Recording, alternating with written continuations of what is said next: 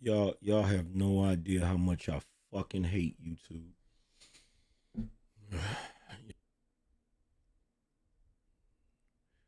This motherfucking shit don't never want to work the way it's supposed to work.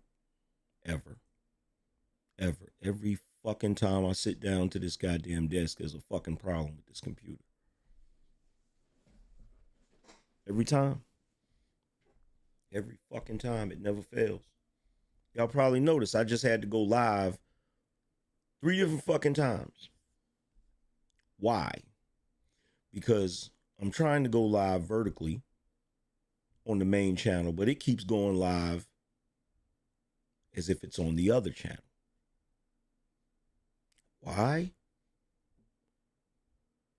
Why? Because I had updated OBS. I told you, every time you update one of these freaking programs, the shit want to act stupid. Every time. It never fails. It never fails. Every time. Every single time. It never fails. You update a damn program, shit just wants to start acting stupid.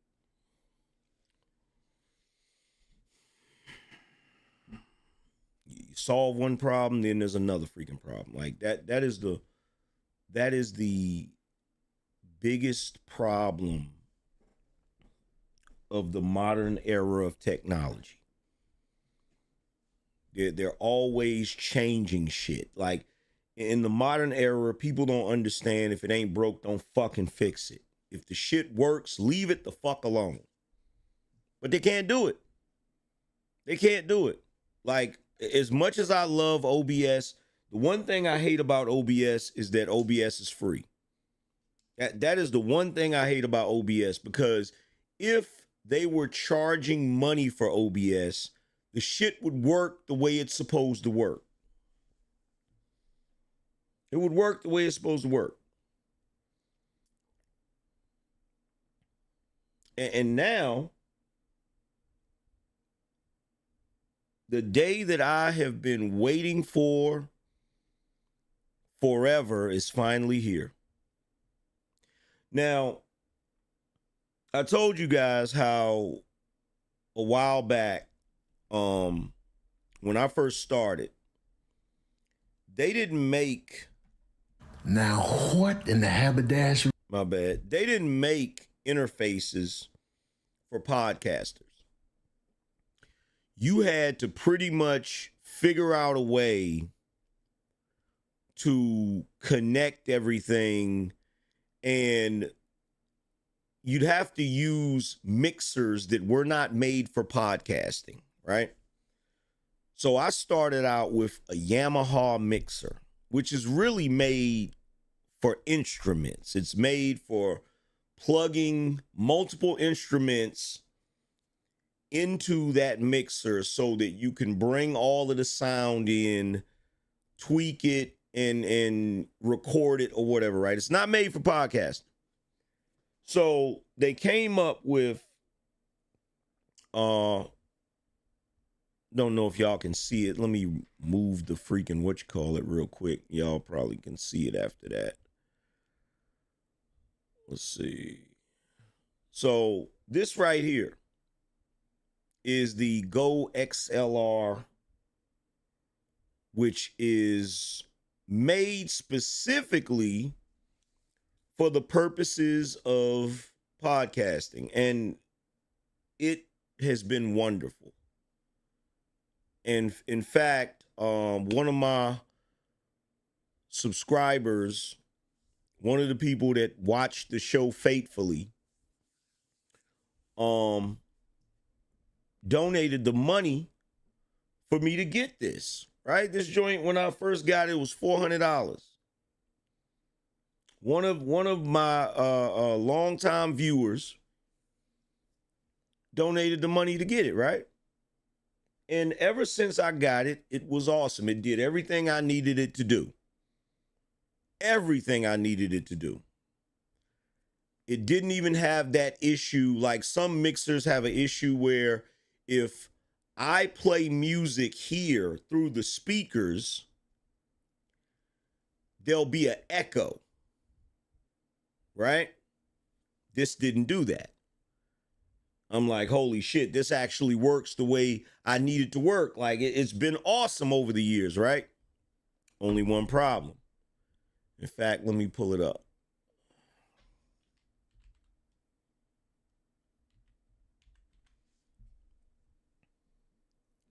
So this product was made by TC Helicon, right?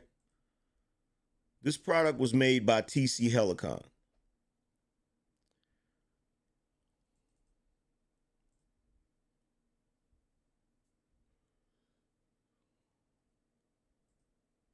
This is the product right here.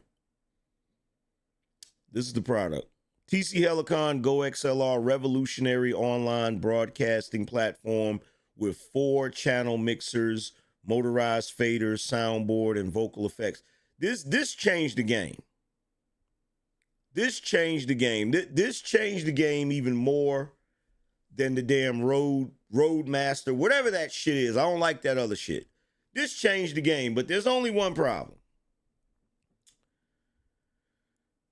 TC Helicon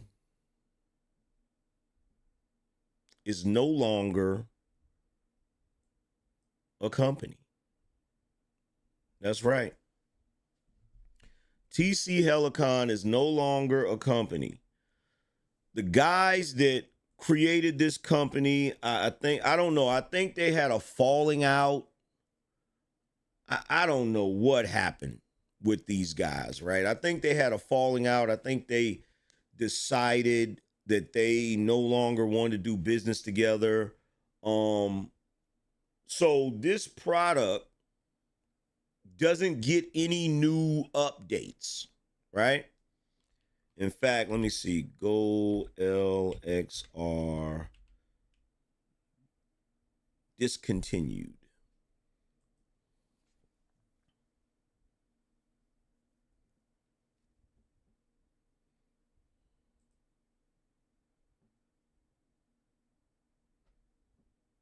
You own one or you want to pick one up. Well, it doesn't mean much, honestly. It's going to keep working, it just won't. The Go XLR is officially dead. So what does that mean for you if you already own one or you want to pick one up? Well, it doesn't mean much, honestly. It's going to keep working, it just won't get any future updates. Should you switch to a different mixer? And I would say, why not? There's a lot of great mixers and software out for streaming now. Elgato makes the Stream Deck Plus, and you could buy the XLR dock separately. Now, if you notice, he said it'll no longer get updates, right? And then he said it'll keep working. That's not true. That's not true. And I'm gonna tell you why. I knew this day was gonna come. If a company stops, if a company shuts down and it's a company that has hardware, that has software that they have to update. If they're no longer making software updates for that product, eventually that product is going to run into a problem. And because there's no software updates, the damn problem ain't going to get fixed. And yesterday, I noticed I kept getting a freaking error with this damn product. And I said, I knew this day was coming. And some told me to go get the other product because a couple of the guys that work for this company, they went out on their own and they made a different product. And something told me, something was like, man, as soon as I got the news that Go XLR was done, I was like, I should have just went ahead and bought. Usually I'm good about that. Like, I'll just go ahead and buy something new and figure it out. But see, I'm going to tell you why I didn't want to buy it. I didn't want to buy the new product because I didn't want to learn a new product. Now, I'm not even going to lie. I did not want to learn a new freaking product. And here I am with this issue, and I'm gonna have to. Matter of fact, hold on. Let's pull it up. What is the name of that product? I forgot the name of it. So let's check this out real quick. Not gonna lie, everybody, whenever I got this alert yesterday over on Discord from the TC Helicon server that I happened to be in, this news wasn't expected. It looks like that once again, TC Helicon has unfortunately laid off everybody working on the GoXLR and the GoXLR software. Let's kind of just talk about this here, shall we? But hey, everybody, what's going on? My name is Terry. Welcome back to the channel. And if I look tired, it's because I am tired. I'm on my second cup of coffee now. Good Lord help me. But so yeah, let's just kind of just jump here into the Discord to talk about this here. Okay, now they go on to say here, of course, yes. So hello, GoXLR Discord members. On behalf of the GoXLR Discord MVPs and big brains, I would like to announce that TC Helicon has again laid off all staff working on the GoXLR. And see, this is what always happens, bro. This is what always happens to me. It is one of the most annoying things on God's green earth. What is that? What always happens to you, Angryman? I actually like that lighting right there. That's nice. What is it that always happens to me? I'm gonna tell you what happens to me. Anything that I like, they discontinue, get rid of, or change in some way, shape, or fucking fashion. It happens every time, bro. It happens every single time. It is one of the most annoying things that I experience in life, right? Now, y'all keep saying the Rodecaster. I don't like the Rodecaster. I actually ordered the Rodecaster one time and tried to hook it up, and then I returned it because I didn't like it. I did not like it. I did not like it at all.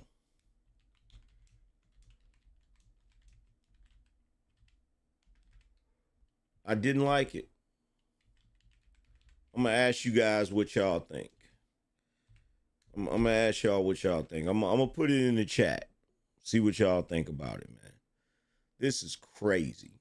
This is crazy, bro. This is not deja vu, but this did occur sometime back with TC Helicon Canada, the office up there back in July of 2023.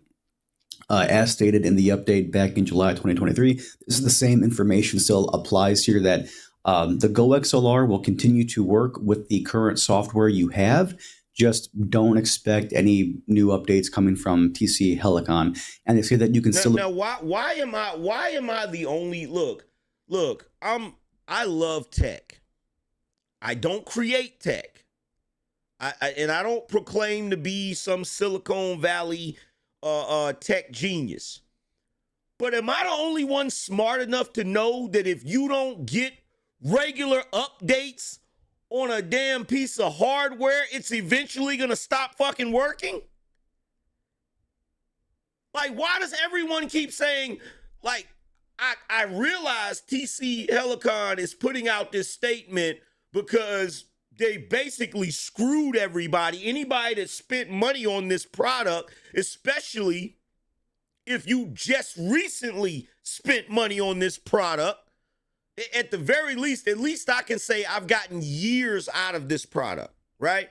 But if you just recently bought this product, you feel me? And the crazy shit is I was recommending this product right before they freaking did this goofy shit. I was recommending it. The crazy thing about it, they put out this statement because they don't want everybody to be pissed. But it's a statement to try to cover their own ass. At the end of the day, right? Patrick said, you are a character from GTA V Radio. What do you mean? What do you mean by that? GTA 5 Radio. Did they put me on GTA 5? Like, or are you saying that I'm similar to somebody that's on GTA 5? Like, I don't get that. That doesn't make sense to me. He's trying to be funny, then why the fuck hasn't the... So let me ask this question. If everybody in here knows that he's trying to be funny, why is he still in the chat room?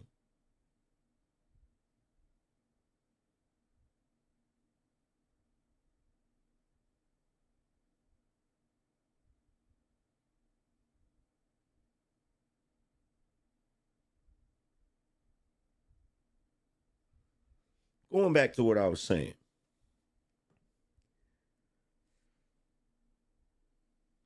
They're saying this to try to cover their behind. But anybody should know, if you buy a piece of hardware from a tech company and they're no longer going to service that hardware by updating it when there's issues, that hardware is done. So why try say you're similar? I think that's what he said. No, look, let me tell y'all something. That's not even nothing to joke about. Okay? That's not even nothing to joke about. And I'm going to tell you why. If they have a character on GTA 5 that is named Angryman or looks like me or any of that shit, I need to know that so I can sue the shit out of them for using my image or whatever without paying me, because I damn sure don't get no check from GTA. So if that's a real thing, let me know. If it's not a real thing, don't play with me like that. Because if they've got Angryman on GTA 5 radio talking the way I talk and shit, I need to have a conversation with the executives over at Rockstar.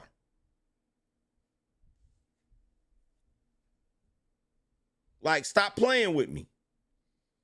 Obtain official support via the Music Tribe support portal as far as they know.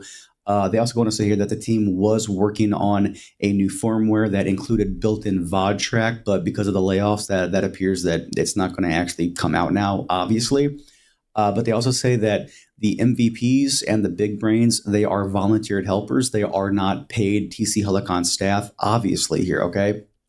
So everything is in slow mode right now because apparently there's like 36,000 people in here. So they're going to be bombarded with a lot of questions. So slow mode is probably the best way to handle that right now.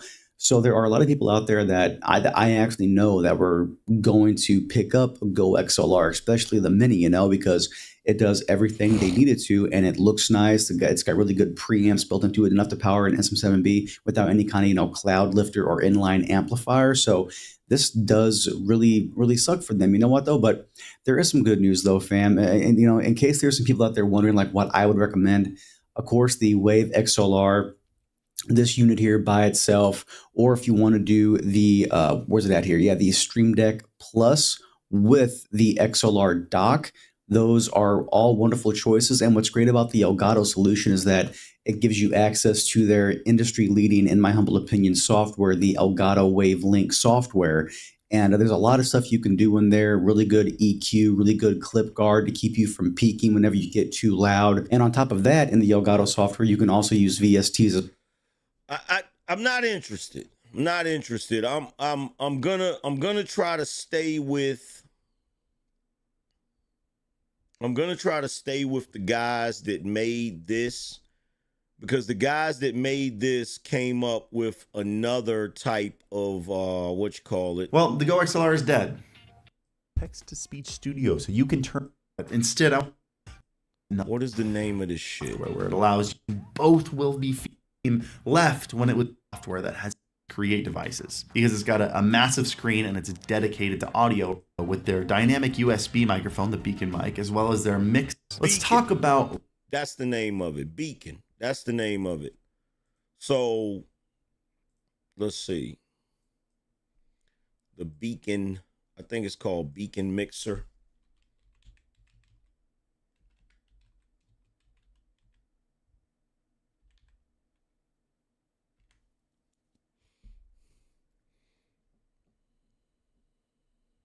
So these are the same guys.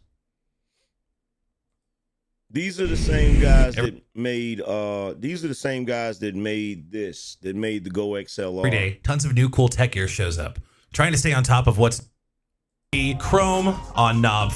So the only problem that I'm worried about with a new software or a new piece of hardware. With this, if you notice, I can do my show without headphones.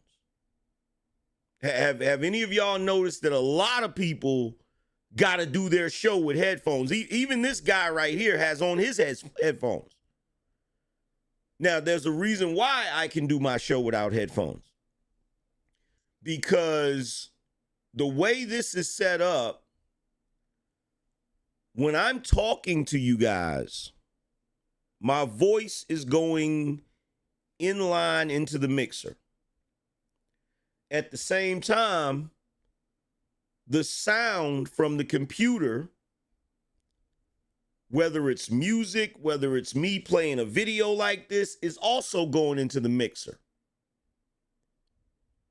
And while it's doing that, the sound is also coming out of my monitors, also coming out of my speakers. But there's no delay. So you guys don't get an echo on your end. You don't get that little brief delay that causes an echo. Like the sound that I hear coming out of the speakers is the same sound I would hear if I had the headphones on, and the same sound that you hear as a viewer. And what I am terrified of is getting a new piece of software, a new piece of hardware, and the shit don't want to work right, or I got to go through a bunch of shit to try to figure out how,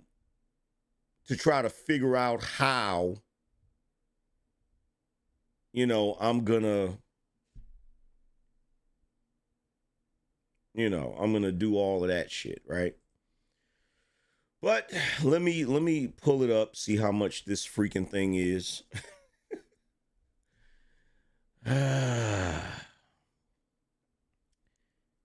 Yes, indeed.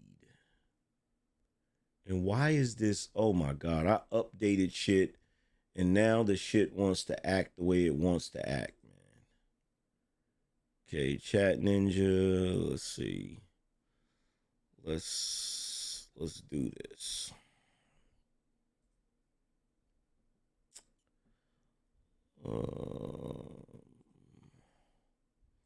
Links.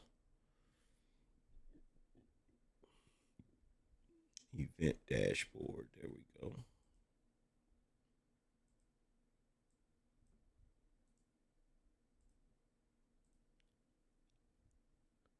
There we go. Shout out to Hollow Ninja. He said, "What's up, AM? Keep the movement going and don't stop, brother. Keep fighting. By the way, Manny Pacquiao got robbed tonight, man. Shaking my effing head. I ain't even watched that joint, man. Here we go. Here we go with the goofiness. Yeah, it's time. It's time to get rid of this shit. It's time to get rid of this shit, bro. I'm so done. Like I'm so over it. I'm so over it. The shit worked the way it was supposed to work for a while. And now it just doesn't. It just doesn't. It just does whatever the hell it wants to do. And it's really annoying.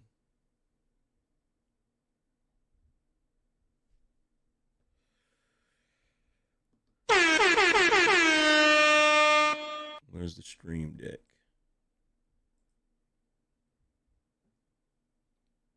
Chat.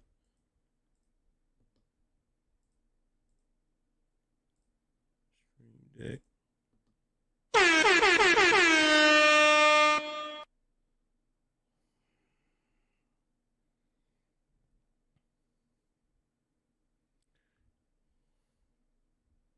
Output device.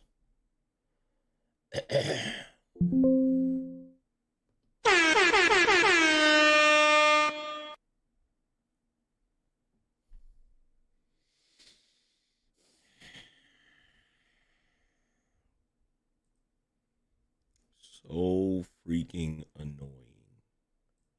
So annoying.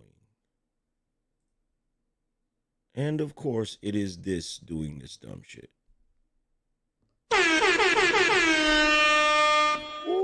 Oh boy. You just don't know. You guys just do not know how annoying this is. Let's see. Oh, let's look this up.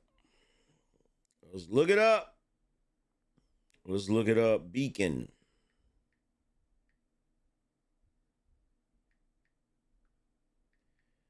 Beacon mixer. And I told y'all, a lot of y'all keep saying the Rodecaster.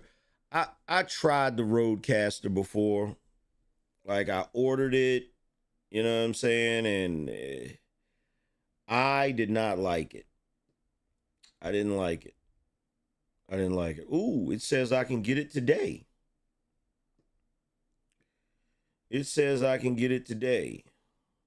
If I order it now, I can get it today by 2 p.m. Let's see. This is the Beacon Mix Create. Let's see. We need to look this up. We need to look this up and see. We need to look this up.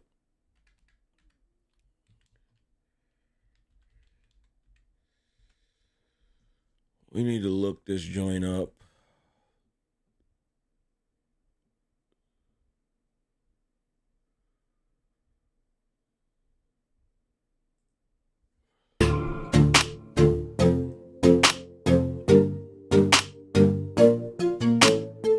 The Beacon Mix Create. Should you buy it? That's all you're looking for, is whether or not you should buy this. The answer is, if you're running a dual PC setup and you want submixes and submixes is important to you, then 100% I recommend you buy the Beacon Mix Create. Now, admittedly, this video will be a little bit longer than usual, but if Now, a lot of y'all probably wondering why I'm clicking off. I'm gonna tell you why I'm clicking off. His audio sucks. His audio sucks. His audio is annoying the shit out of me. His audio is annoying me, and his visual is annoying me. And like this is what I mean when I tell you guys, like, when it comes to YouTube, a lot of that shit matters. Let's go, baby.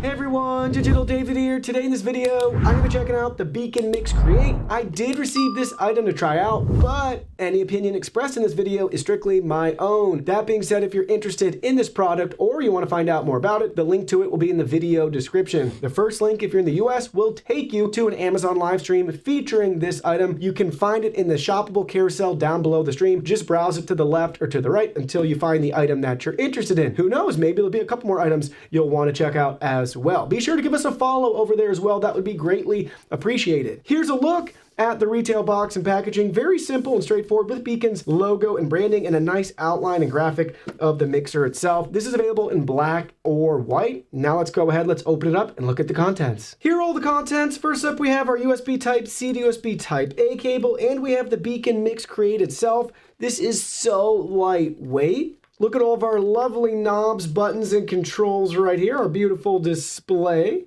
USB Type-C port on the back.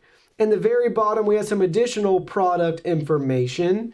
Now let's go ahead, let's plug this into our computer, go over to Beacon's website, download the software, and let's try it out. So now we have everything all set up and ready to go. We have the Beacon app downloaded on our PC. We also have the Beacon Mix plugged in and powered on. I mean, look at this device right here. Beautiful 5. I'm really feeling like I need to get the mic too. I'm really feeling like I need to get the mic too. I could be wrong, but I feel like I should get the mic that goes with it.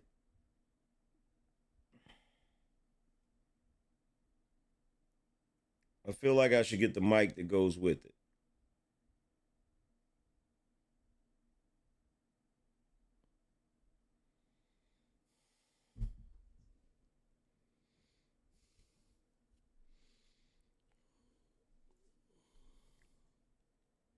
You Ken said, are we doing channel reviews?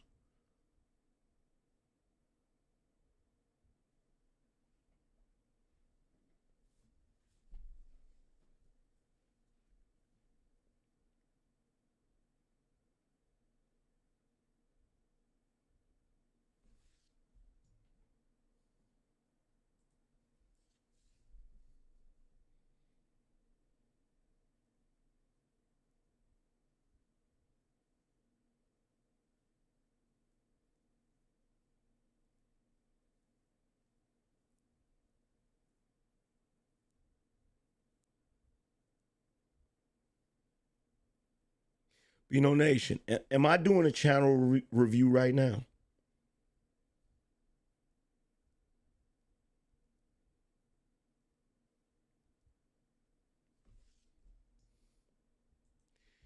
He said, I was confused. I just tuned in. My fault, AM.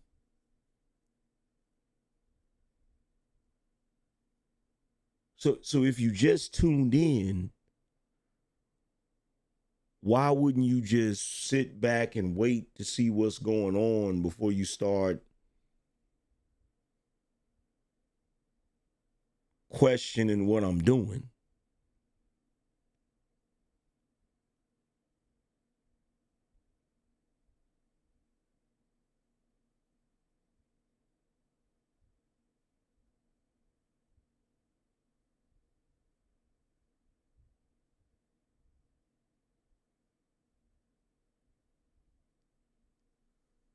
Now, y'all correct me if I'm wrong. If I'm tripping, y'all tell me if I'm tripping.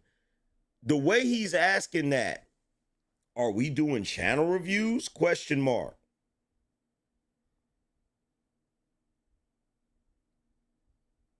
Now, you can't really tell a person's tone in a message, in a text message, but am I tripping, or does that feel like why are you talking about this? Is that what that feels like? That's what that feels like to me.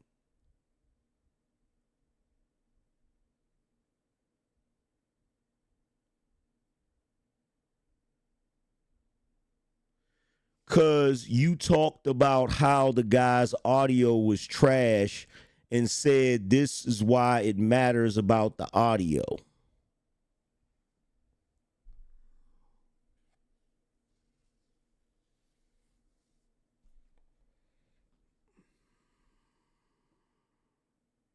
You know what?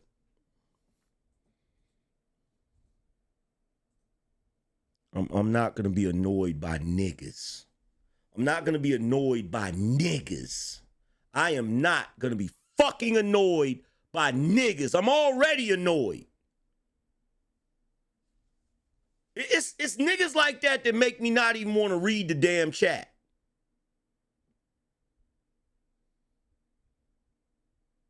Like, it is niggas like that make me not even want to read the chat.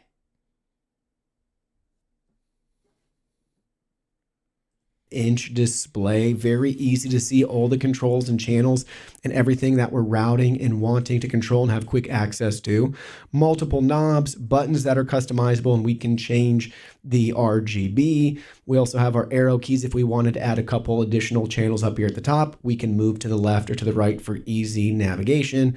And we can swap between our own audio as well as our audience audio with just the quick push of one button right there. And lastly, you may have noticed too, we added a microphone here. We're rocking the Beacon mic. The audio that you're hearing is being processed and routed through, you guessed it, the Beacon Mix Create. Now that we've looked at the hardware, let's go ahead, let's dive right in to the Beacon app and look at the software and what this is capable of doing. So within the Beacon app, this is the screen you're gonna be greeted with. In our case, we have two different profiles on the left-hand side because we have two different Beacon products connected. You'll be able to find your Beacon Mix Create right here in this menu where you can add profiles, save your current one, duplicate it, or delete it. Then in this screen with the icons, we can view our devices again with their different settings. So here's all of our mic settings. Here's our Beacon Mix Create settings. We have two different icons to go over. The first one, your settings gear icon. This is your generic device information where we can update firmware, adjust some of our power settings, app settings, you get the idea. Next, we have our main control panel, whatever you want to call it, where we have our different channels that we're going to be routing with our different mixes. So first up, we have mic, music, chat, and system by default. You can drag and drop these. You can even remove them as well if you want to delete that knob. Don't worry though, we can also add additional options. Maybe we want to add a game. Maybe we want to add some additional hardware auxiliary. You get the idea, right? So we have all of those set up and ready to go. Now, looking at the mic, we have a couple different options here. We have this lock icon. If we select this lock icon, now mic will show up on every screen. So if we look at our screen on the actual device, we have mic in the left corner. Watch as we browse over now. We have all of our additional mixes that we added, but mic is still here. So that's super convenient if you always want to have access to mic and chat and then view just a couple additional settings every once in a while. You can do that here. Just lock whatever ones you want in place. Super. Who gives a fuck, man? How do you mute the damn mic? Like, this is what annoys me about people that do reviews. They never talk about the important shit. Ever. And this is what happens when people don't make content because they really are into whatever it is they're doing. They're just trying to figure out what'll get views. Will this get views? And then they'll do some shit like this and they'll just run through it. It's like, bruh, you're supposed to be a YouTuber. So if you're a YouTuber, you should know what matters to a content creator. How the hell, like, one button, I can mute the mic and turn the mic back on. Where is that feature at?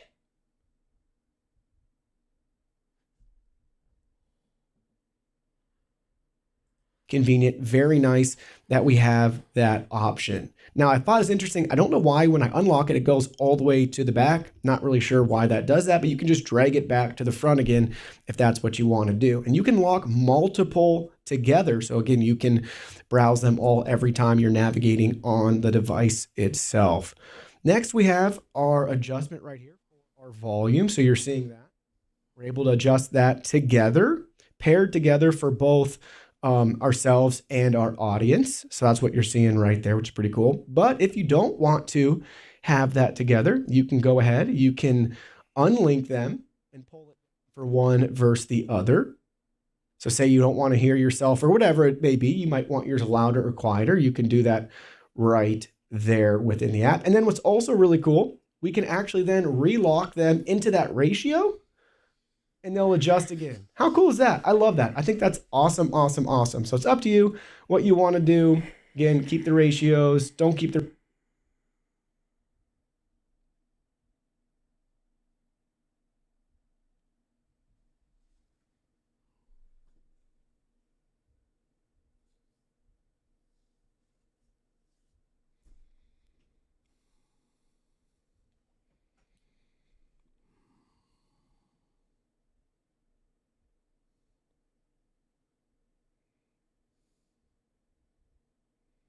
There's a bunch of stupid people online, bro. Like, I never in my life thought that there were this many stupid people online, bro. Like, I really want to rage out right now. Like, I really want to break some shit. I really want to break something. Like, it doesn't make any sense to be that stupid. It doesn't.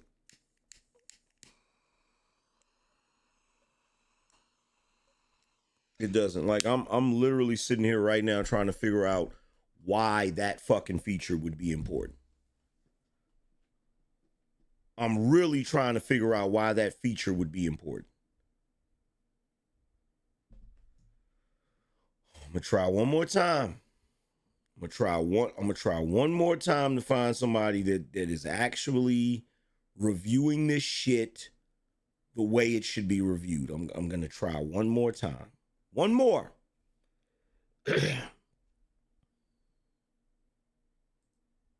Hi everybody, in this video, I'm going to show you how to use Beacon Mix Create for the first time. This is gonna be a from square one all the way to... Okay, now here I can see he's got the camera low enough to where I can see the routing table, which is really important. the end to know everything about Beacon Mix Create. Let's get started. After you've downloaded the Beacon app, you should have a window that looks very similarly to this. On the far left-hand side, you have your profiles. This is where you can save multiple profiles to switch between, different types of games, or anything else. It's going to save all of your... See, this is another reason why this is so fucking annoying. To all of the mixer creators, right? Stop making all of the mixers for video gamers. Everybody isn't a damn video gamer. You morons. Volumes, your assignments, and really everything. In the middle here, we have our device column, which will show you all of your connected devices as well as the different modules for each device. On the big window on the left, we have our mixing UI, and across the top are all your different mixing faders. These correlate directly with the knobs on your screen. Across the middle, we have our personal mix and audience mix UI. This is where you tell our app where to output your audio. And across the bottom, we have our routing table. This will let you selectively control which audio sources go to which audio inputs in the apps that you're running. The first thing that we're going to do, though, is we're actually going to set up our default Windows devices. Let's go ahead and... You know what? I'm doing the wrong thing. What I should be looking up is using Beacon Mix with OBS. That's what I should be looking up. Setting up Beacon Mix. And I don't even feel like, you know what? It's just going to aggravate me more. I'm just going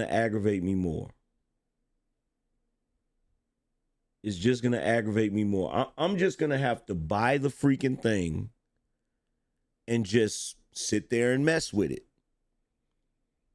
That's what I'm going to have to do. I'm going to have to buy it and just mess with it and just sit here and just fuck with it until I get it to where I want it, which is the shit that I was trying to avoid. Like, it's like I told my wife, I'm tired of having to learn new shit. I'm tired. Like, I sit back and I think about it sometimes. Do you realize that there are people back in the day that learned something in their teens that made them money once they became an adult, and they was able to do that shit for the rest of their life? Like, they was able to do that for the rest of their life. They didn't have to do nothing else. They didn't have to learn shit else. They didn't have to learn nothing else. But for us,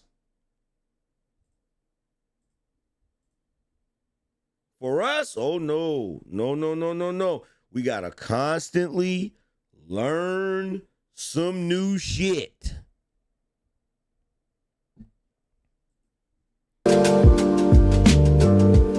Setting up the Beacon mic and Beacon Mix Create advanced mixing in OBS is actually really simple. In this video, I'm going to show you how to do that and also walk you through some troubleshooting steps to make sure that everything is up and running for you as quickly and easily as possible. One thing to note is I am using OBS version 28, and we are going to set up our default devices. To do that, we go to File, Settings, Audio, and in Mic Auxiliary 1, we set it to our audience mix. Make sure that everything else is disabled here and click Apply. If you are setting up OBS brand new, like a brand new scene collection, this is all you have to do and you're done. But if you want to do more with like using our VOD track, or if you're transferring over from a previous scene selection and you're running into some issues, stay tuned because I'm going to show you how to set up the rest of that. So now that we've set up the audience mix, we're going to talk about the VOD track. So what the VOD track allows you to do is to have a separate audio track just for your VODs and clips on Twitch. This is really great because some music only has streaming rights but not on-demand rights, and you can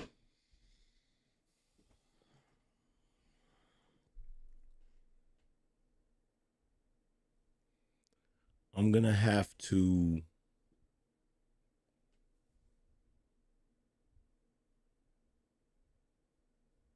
so I have my speakers plugged into this. The freaking beacon doesn't have a plug for the freaking speakers.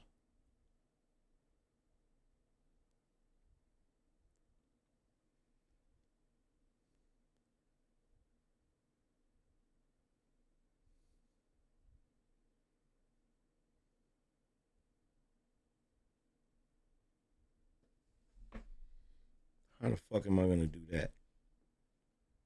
I might actually have to get the Rodecaster.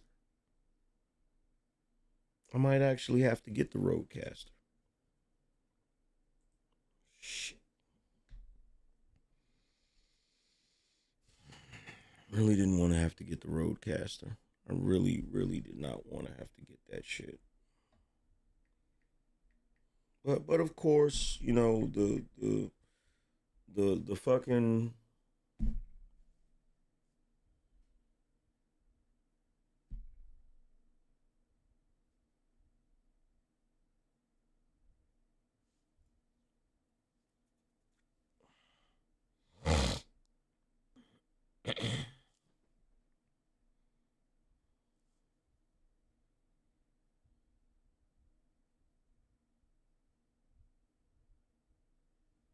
yeah, the Rodecaster has the freaking see that I'm gonna have to get the freaking Rodecaster.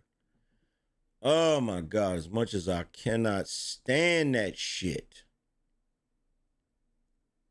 Damn it.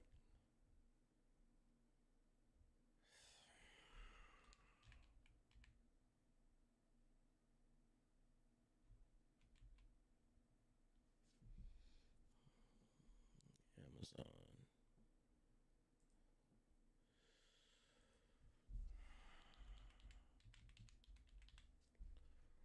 Rodecaster Pro 2.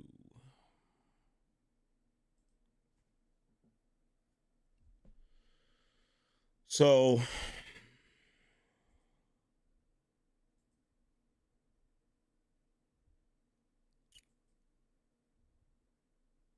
I freaking hate this shit. But there it is right there. That's what I need right there. Right there. That's what I need right there. In fact, I need that and I need this.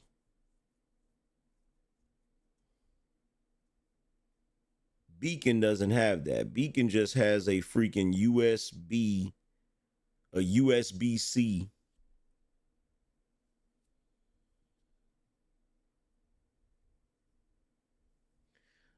I don't even know how, like, you know what? Let me look that up real quick. How Also remove other sources. the fuck? How? Why is it not typing? Type, motherfucker. How to use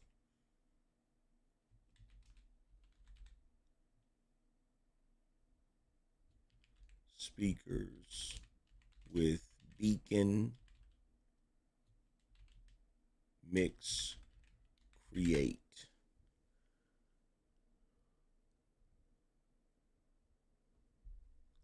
And the first thing that comes up, look, I looked that up, right?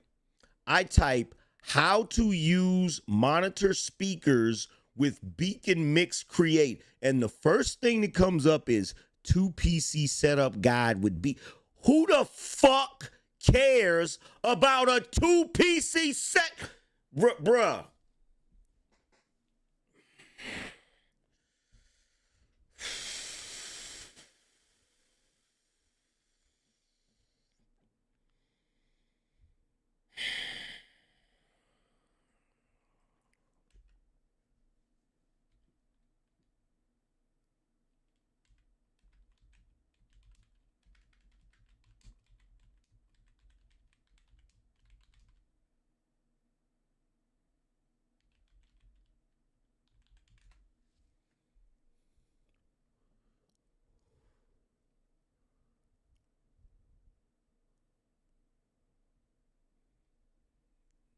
This is how I know they're not hooking any speakers to this damn thing.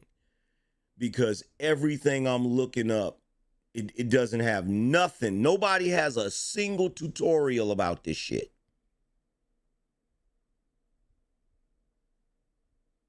Nobody has a single tutorial about this shit. Nobody. Nobody. Not a single damn tutorial.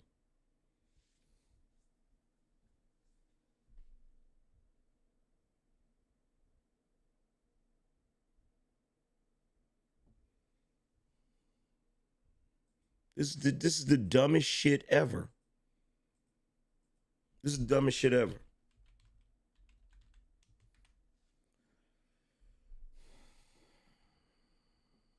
Every time I look up monitor speakers but see, this is the dumb shit, right? The speakers that you use at a studio is called monitors. This is one of those instances where stupid ass people name shit the same thing as something else. A computer screen is also a monitor. So when you go to look shit up online, it gets confused with output speakers.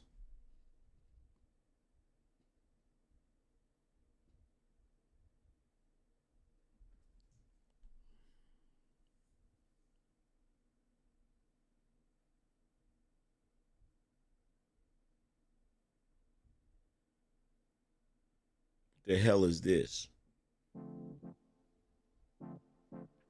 Hey, Thomas from Beacon here, and welcome to the Beacon Studio Quick Start Guide. In this video, we'll be covering some components of the Beacon app itself, and then we'll be jumping into the three main setups for Beacon Studio. One being Beacon Studio in the Beacon app to make sure that you're using the studio. So the first thing that we're going to do is when you go to install the Beacon app, then you're going to look Beacon app use all of the Beacon mixing apps that name it what it does. There you'll link to the bottom, and for you next in the Beacon app.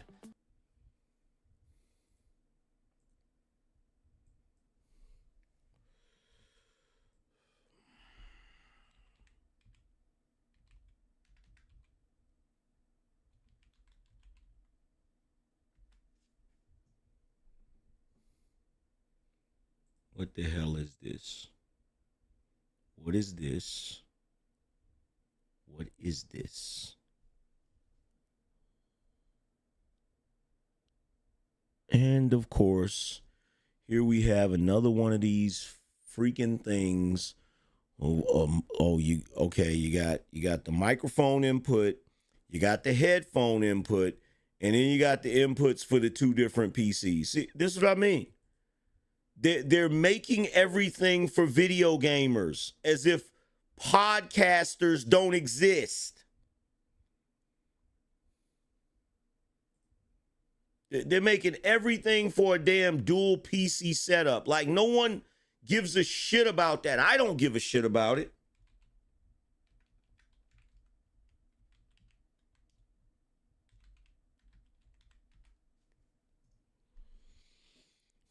Podcast mixer.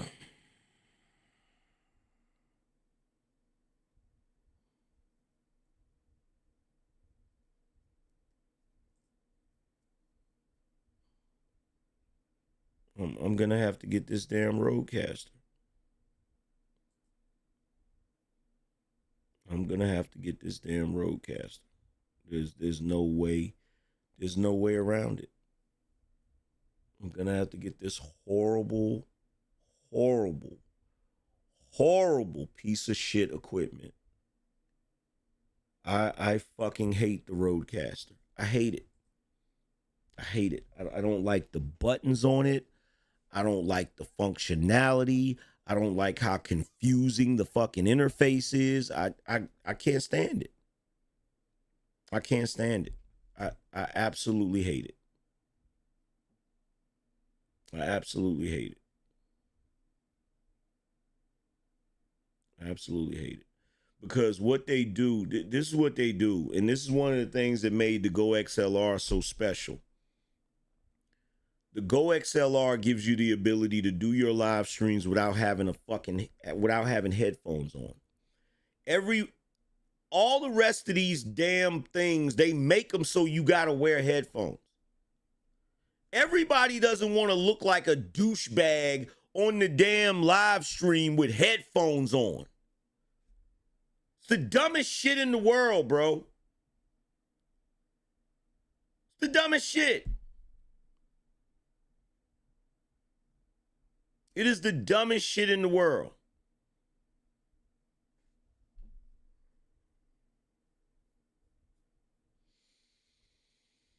Shout out to Myron for the membership.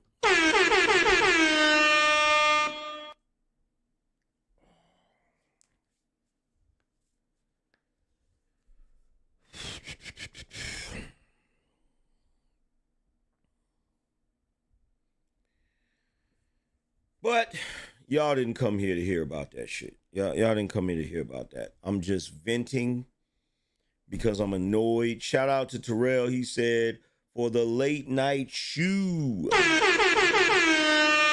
Shout out to D-Rock Den. He said, we in here. Shout out to James. He said, my fault. Appreciate you, man. Shout out to Andre. He said, Nah, AM, use a separate audio interface for the speakers.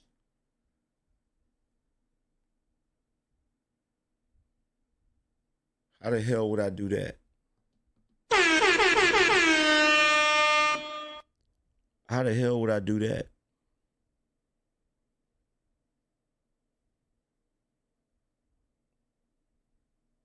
How would I do that?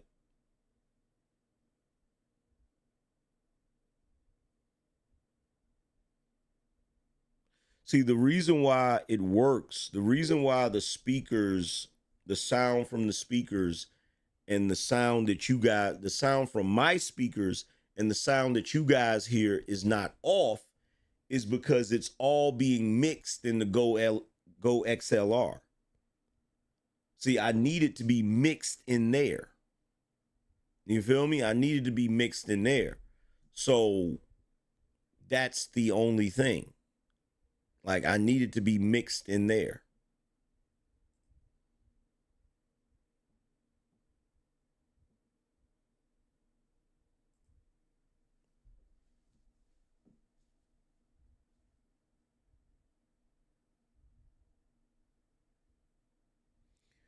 Said like a Scarlet IO to Beacon will just be your set.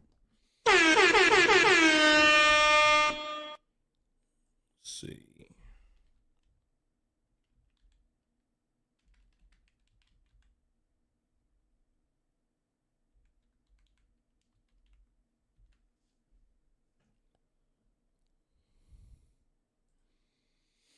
Oh, you talking about one of these?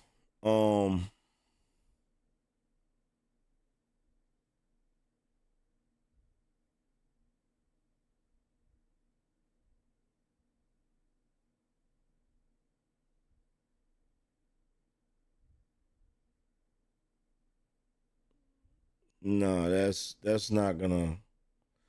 That's gonna get too damn complicated. That's gonna get too complicated because stuff like that is not really. Hell no, that's getting too complicated. That's getting too complicated.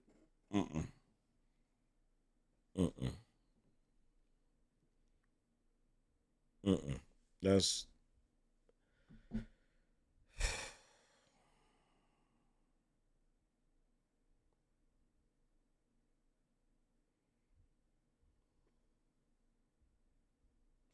I want to take this Go XLR. I want to take it outside and take a sledgehammer to it.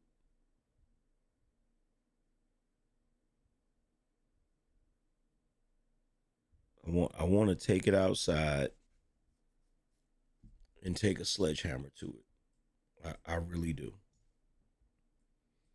I really do.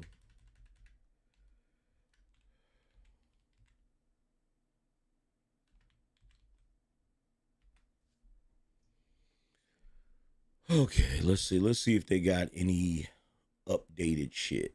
Let's see. So they've got the mic. They've got this shit.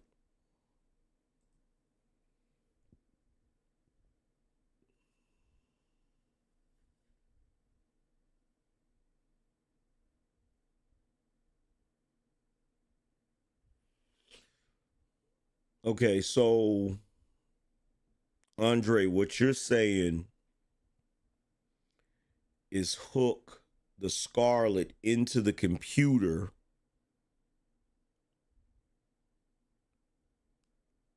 you're saying hook the Scarlett into the computer. The sound from the computer is going through the Scarlett to the speakers. But I'm using Beacon to control the sound of the Scarlett. That's what you're saying. Y'all see how complicated this shit gets when people just don't need to do what they're supposed to do? He said, right, combine both like I do for production. I'll give it a try, bro. I'll give it a try, but I ain't even gonna lie. It's already giving me a headache. It's already giving me a headache. It's already giving me a headache. Shout out to Mr. Lone Star, said, is there a local shop near you that sells that type of stuff like Brook Mays where they can show you how to use it in person? Bro, there's a Sam Ask here, and they don't know shit. Like, I've literally went to, like, I got my speakers. My speakers are, I've got KRK speakers, right? I've got KRK speakers, right?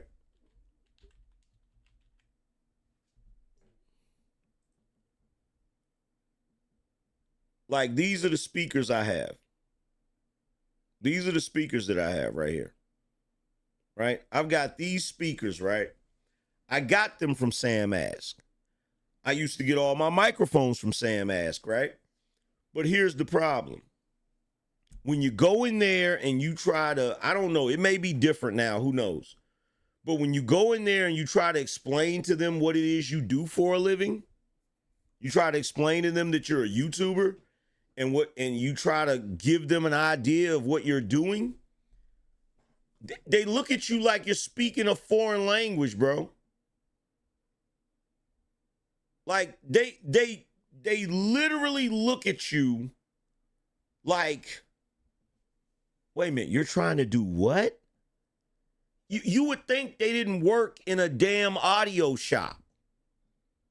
And the sad part is the reason why this is the result of being in some new shit. All of this is new shit. Even though y'all have been watching YouTubers and podcasters for years, all of this is still new. It's still new. There should be, like, yo, there's a market for this and people don't even realize it. There should be people, all they do for a living is go to people's studios and set up their studio for a podcast. Like, there should be consulting companies that have experts that know exactly how to set up a one-man podcast or 2-3-man podcast. There should be people that their expertise is setting up podcasts for online content creators. There should be lawyers who deal specifically with online content creators. But there isn't. It doesn't make any damn sense. The market is there. You have content creators that make millions of dollars a year. Multiple content creators that make millions of dollars a year. Why isn't there a content creator lawyer the way there's an entertainment lawyer, the way there's a real estate lawyer, the way there's a, like, it doesn't make any damn sense. It doesn't make any sense, bro. Shout out to New. Appreciate you, bro.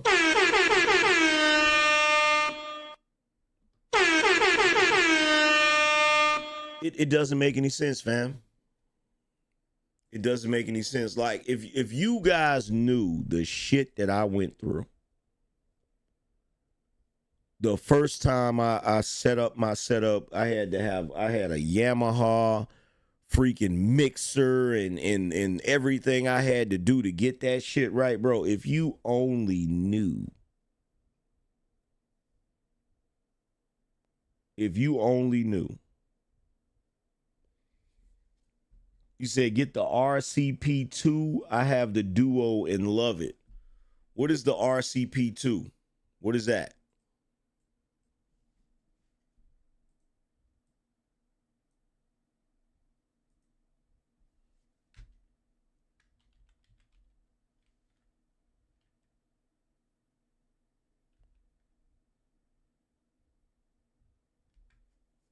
No, I'm not using Mac. I'm using PC.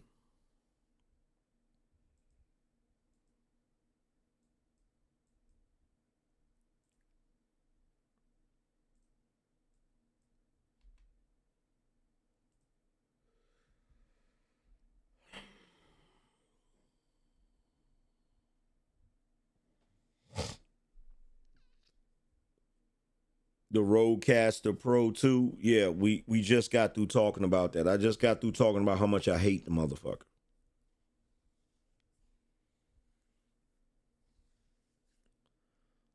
I wonder, does this PC have a audio outlet?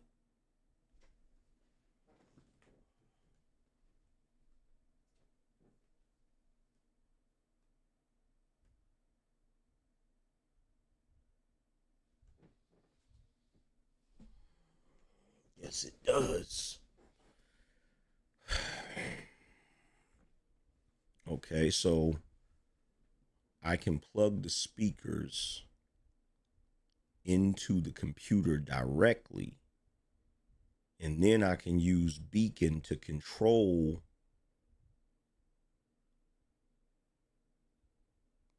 the audio from the computer going to the speakers.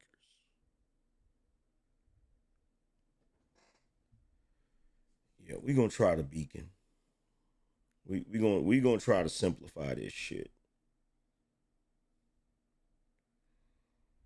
We're gonna try to simplify this shit because this is so fucking annoying. Oh my God, this is so annoying.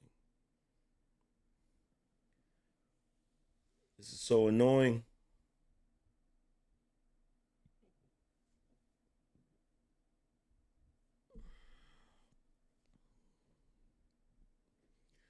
This is so annoying. Because I'm trying to simplify it as much as possible. And y'all may not realize why I'm doing that. I'm not doing that because I'm being stupid. Because you know how some people be like, oh, you just don't want to do the complicated thing because there's, because that takes more mental, mental energy. No, the reason why I'm trying to make it as simplistic as possible with as little components as possible is because in the future, when you have an issue, there's less things to try to troubleshoot. Like the biggest problem when you start having issues with your setup is you got so much shit that you're like, okay, like for instance, I had a feedback sound. Like a fucking feedback sound is like every time I went live, I couldn't hear it. I could hear it just a little bit, but y'all could hear it. It was like a sound like, like that. Feedback sound. So I'm like, okay,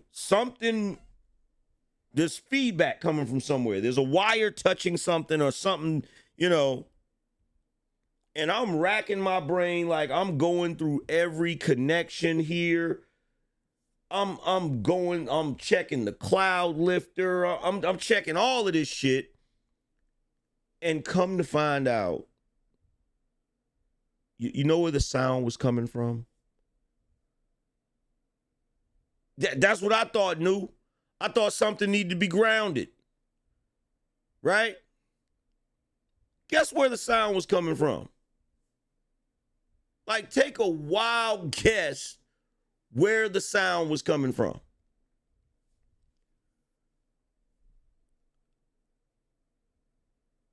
I had an external hard drive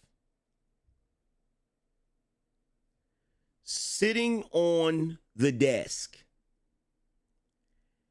And as it was running, it was making the sound. You couldn't hear the sound from the external hard drive, but because it was sitting on the desk, the vibration of it was making the freaking feedback sound. All I had to do was move the shit. That's all I had to do. This is it right here. All I had to do was move the shit. If I set it right back on the desk, it'll start making a sound again. Yeah, something you would never think.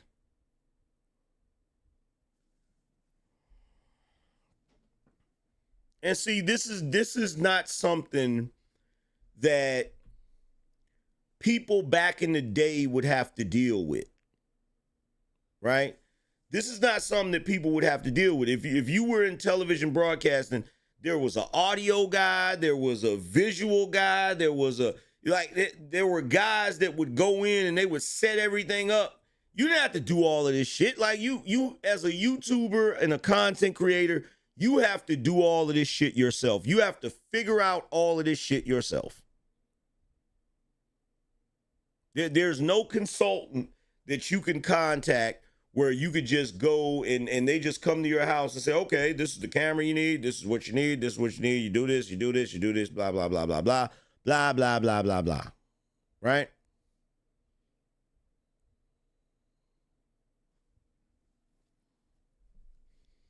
Freaking annoying, man.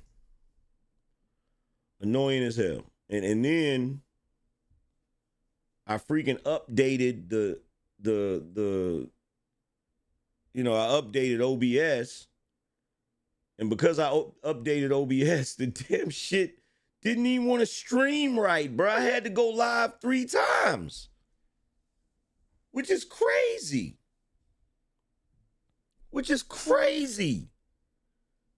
It's like, bro, if y'all only knew, sweet Jesus, sweet Jesus, sweet Lord, if y'all only knew how difficult it is to do this show in this studio, if you only knew how, bruh, I have 2 different internets. I have 2 different high-speed internets in case one of them goes down, because every once in a while you have an internet outage. You could be in the middle of a stream and the internet just go off. And not only do I have 2 internets, but I have it set up to where if one goes out, I can switch to the other one so that the stream doesn't completely cut off. Like, and now, one of my most prized possessions, the thing that makes a lot of this shit possible, my Go XLR wants to start fucking tripping.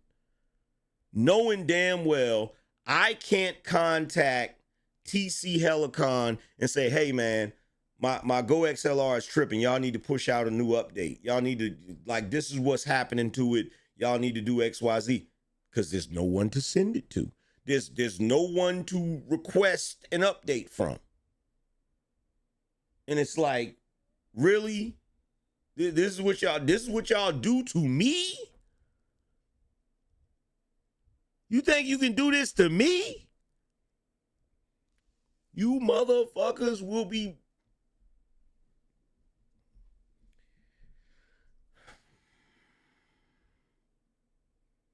They did, new.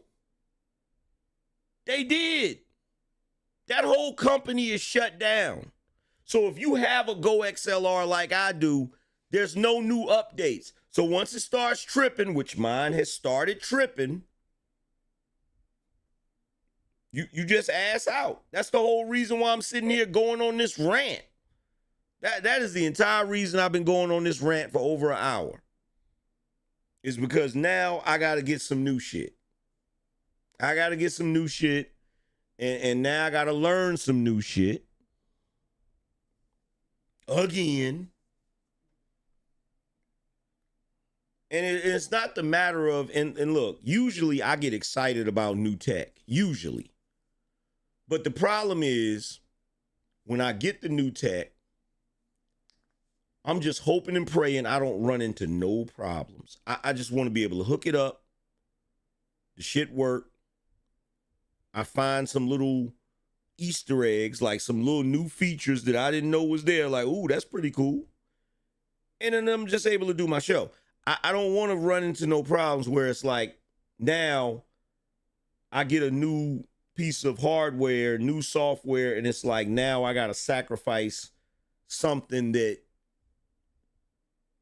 was functional on this that I now can't have on the new on the new hardware, right?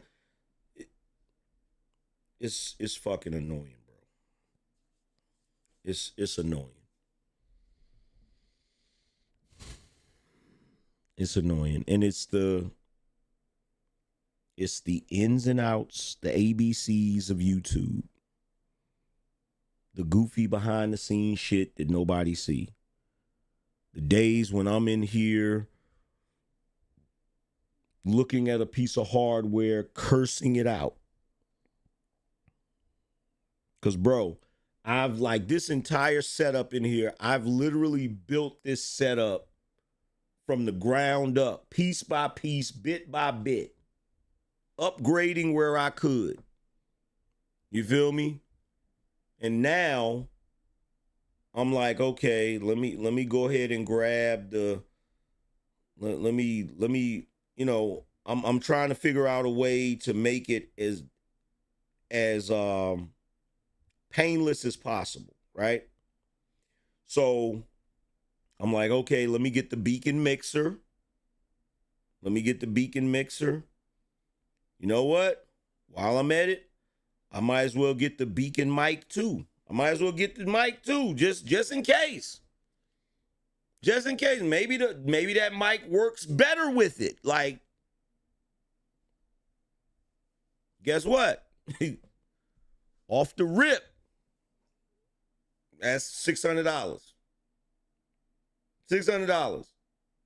That's $600 that I'm gonna have to spend because TC Helicon couldn't get their shit together. Right? Now the only saving grace is I'm gonna write that shit off at the end of the year. Trust and believe that. I'm gonna write that $600 off at the end of the year. But it's annoying that you gotta constantly be doing that shit because companies can't get their shit together. And what's really annoying is the dudes that created Beacon were the dudes they laid off from Go XLR. It's like, bruh, y'all could have just did what you were supposed to do.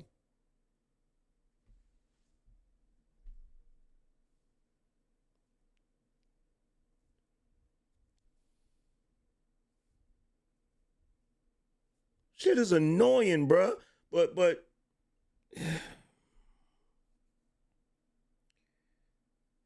this is what we're gonna do. I need to get something to drink. So I'm gonna get up and I'm gonna get something to drink. I'm gonna put the timer on. While I'm getting something to drink, make sure you guys hit the like button, hit the Cash App, support the show, all of that good stuff.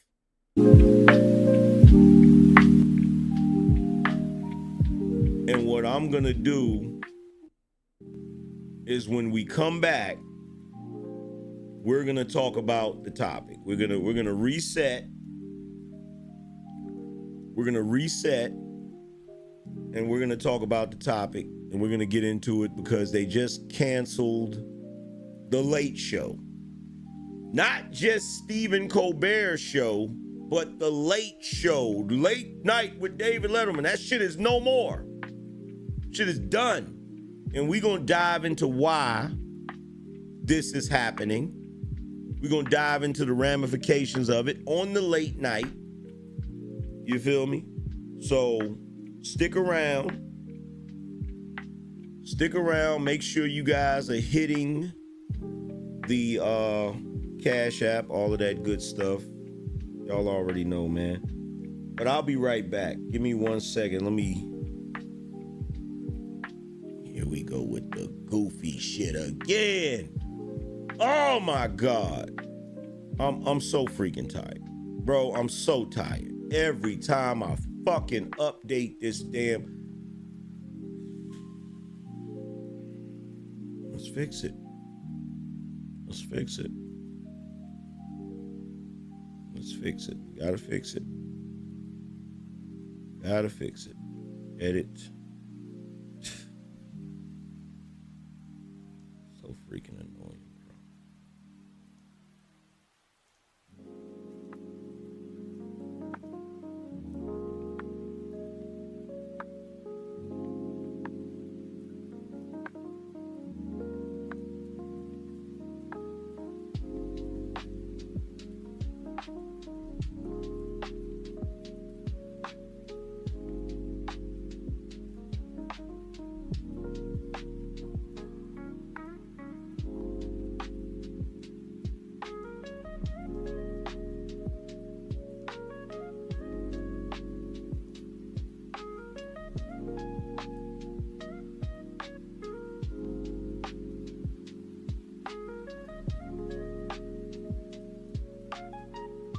All right.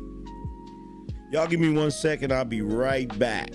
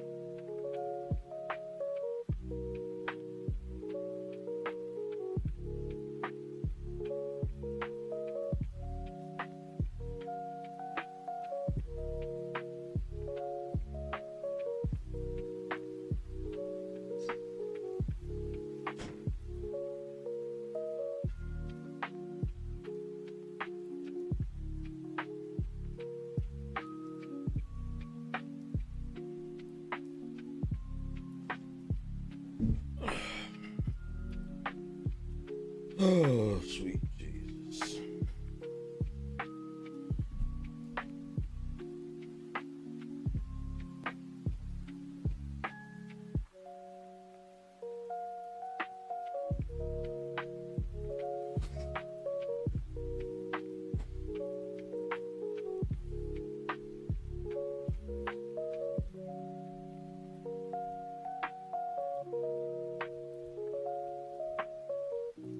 Okay. We back at it. We back at it.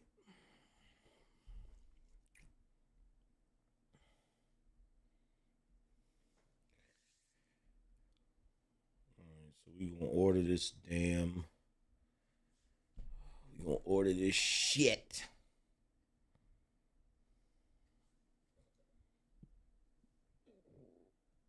Excuse me.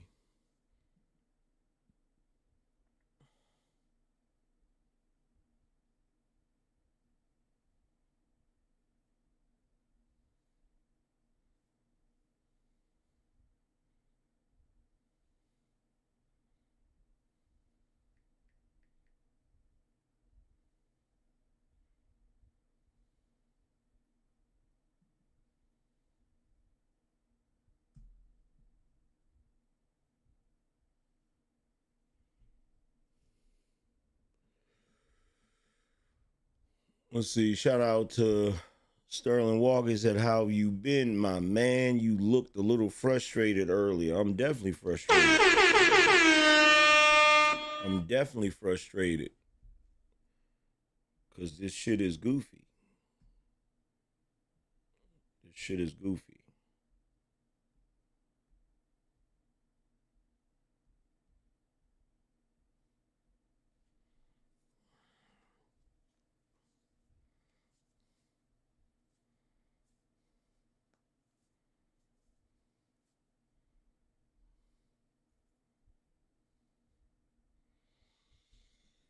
Okay, so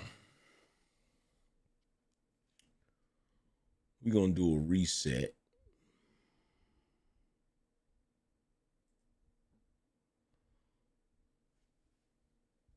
Shout out to the Lucid Experience. He said, showing support has always been going through it, but I'm still around. Appreciate you, fam.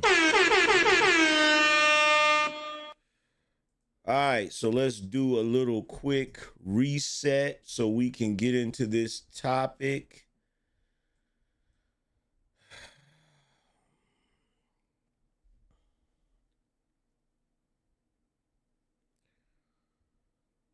Let's get it.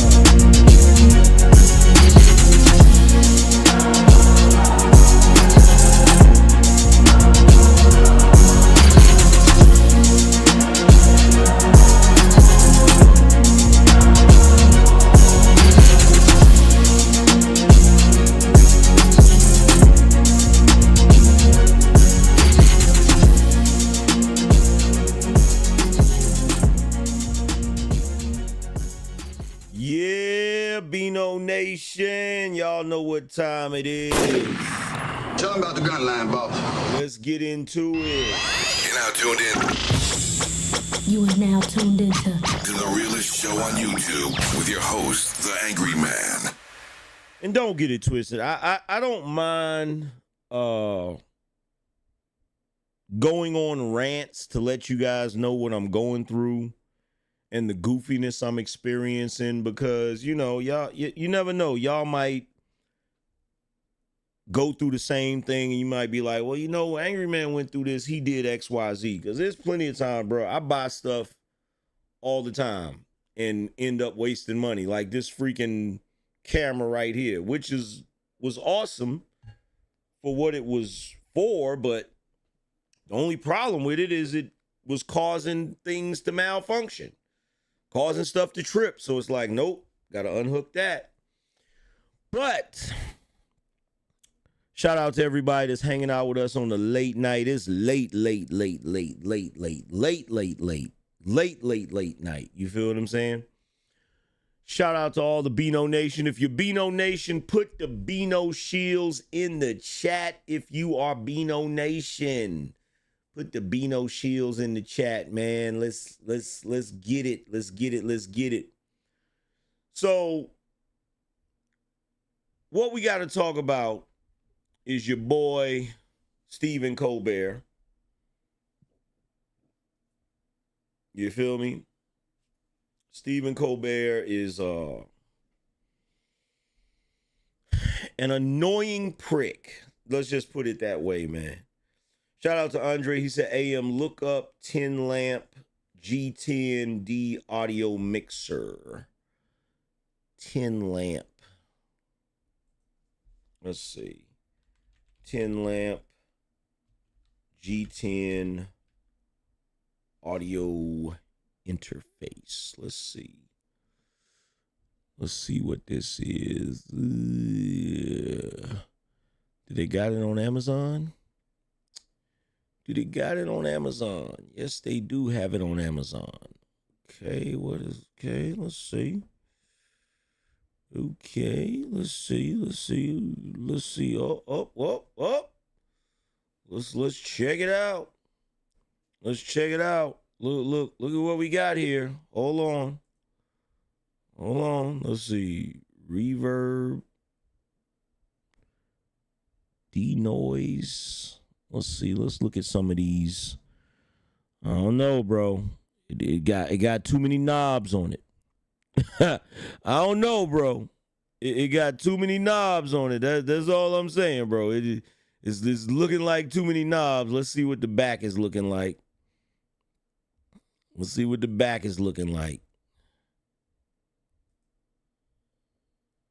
see. Output to speaker. Okay, I like that. Got musical instrument head. Let's see. Got 3.5 condenser microphone input, but it also has a 48 volt condenser mic input. Let's see. Yeah. Music input. 3.5 TRRS output for mobile devices. Why would it need to be an output for mobile devices? Let's see. USB-C digital. Okay. That joint, that joint might, that might be the thing. That might be. That joint is $89 too. I don't know. The price kind of, and see, that's a prime example of what I be telling y'all about price. The price make me feel like it's not gonna work.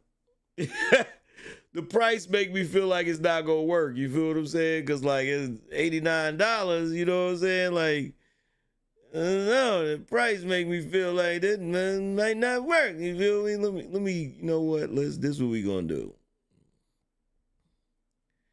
This is what we gonna do. We gonna look that joint up on YouTube real quick. We gonna look it up on YouTube real quick.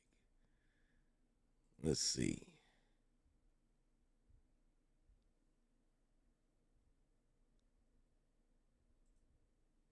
What's up, guys? I'm here with a 10 lamp G10 audio mixer, and let me tell you, this thing is feature packed, okay? You can control every aspect of your recording on this device. You want to change your pitch?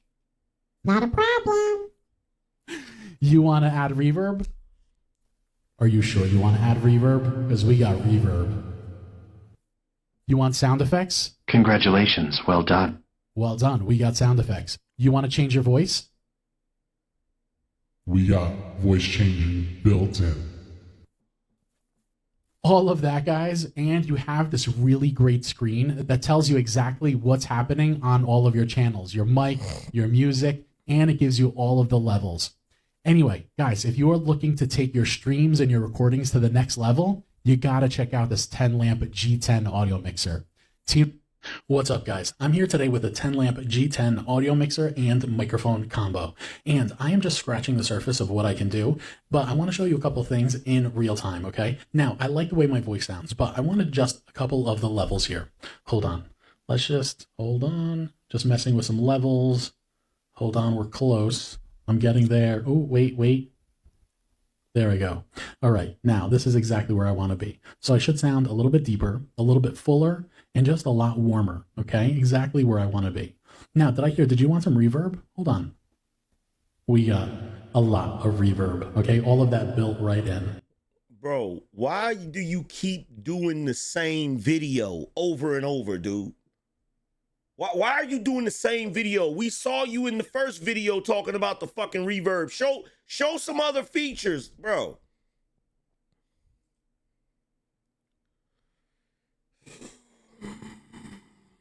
There used to be a time where YouTubers really put out useful information, bro. There used to be a time where YouTubers put out useful information. Now they just be jaw-jacking.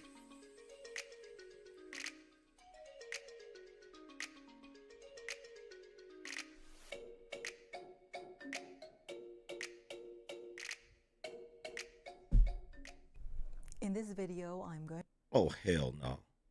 Hell no.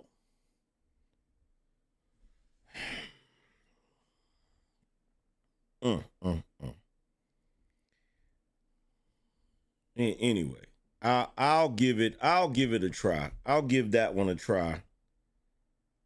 I'll give that joint a try. See what's up with it. I'll give that joint a try. Let's see. Let's look it up again. Let's see.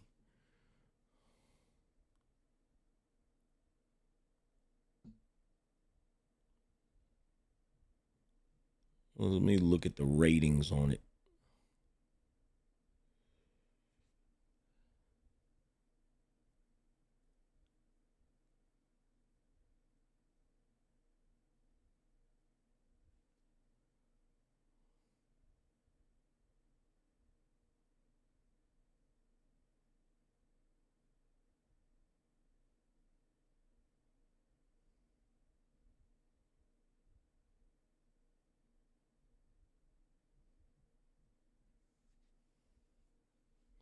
See, setup was easy. Great price. Great purchase.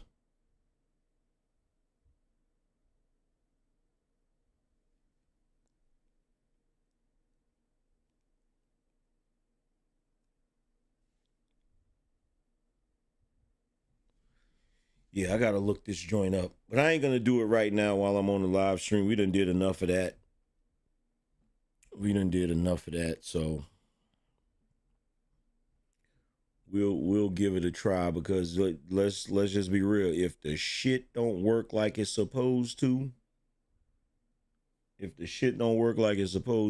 it will definitely go back. That's for damn sure.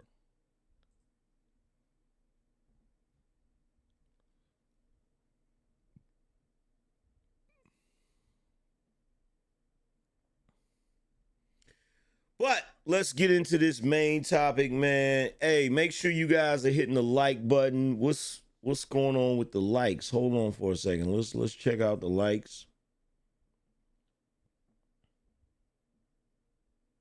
Oh, hell no. We need the likes up. We need the likes up. Let's get the likes up. Let's get the likes up. Make sure y'all are hitting the like button. Make sure you hit the Cash App and support the show. I know it's late night, but we still need support on the late night. You feel me?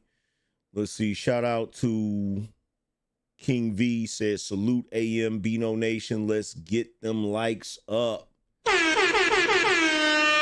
Shout out to Benjamin, said, hey AM, my forever wrench is gone. This crocodile tears I've been given on PayPal until my debit card arrived in the mail for my Cash App, which I got today. Yeah, I took all of the wrenches. So anybody that had a forever wrench, just let me know. You feel what I'm saying? Because I had to take the wrenches the other day and start over from scratch because niggas didn't want to do their job and moderate the damn chat room. You feel me? But appreciate you. So let's go into this main topic, because we ain't going to do multiple topics. Let's go into this first topic. So, Colbert's Late Show was reportedly losing CBS $40 million a year as critics speculate politics drove cancellation. Liberal critics cry foul, but the CBS late night show reportedly had a budget north of $100 million per season. A new report is putting a spotlight on the finances of the Late Show as critics speculate the CBS cancellation was a political move to silence its anti-Trump host, Stephen Colbert. Puck News, Matt Belloni, I know damn well his name ain't Belloni. Matt Belloni reported the late night show has been losing more than $40 million a year for CBS, that it had a budget of more than $100 million per season, contrasting it with networks' daytime and primetime programming, which he noted were still profitable.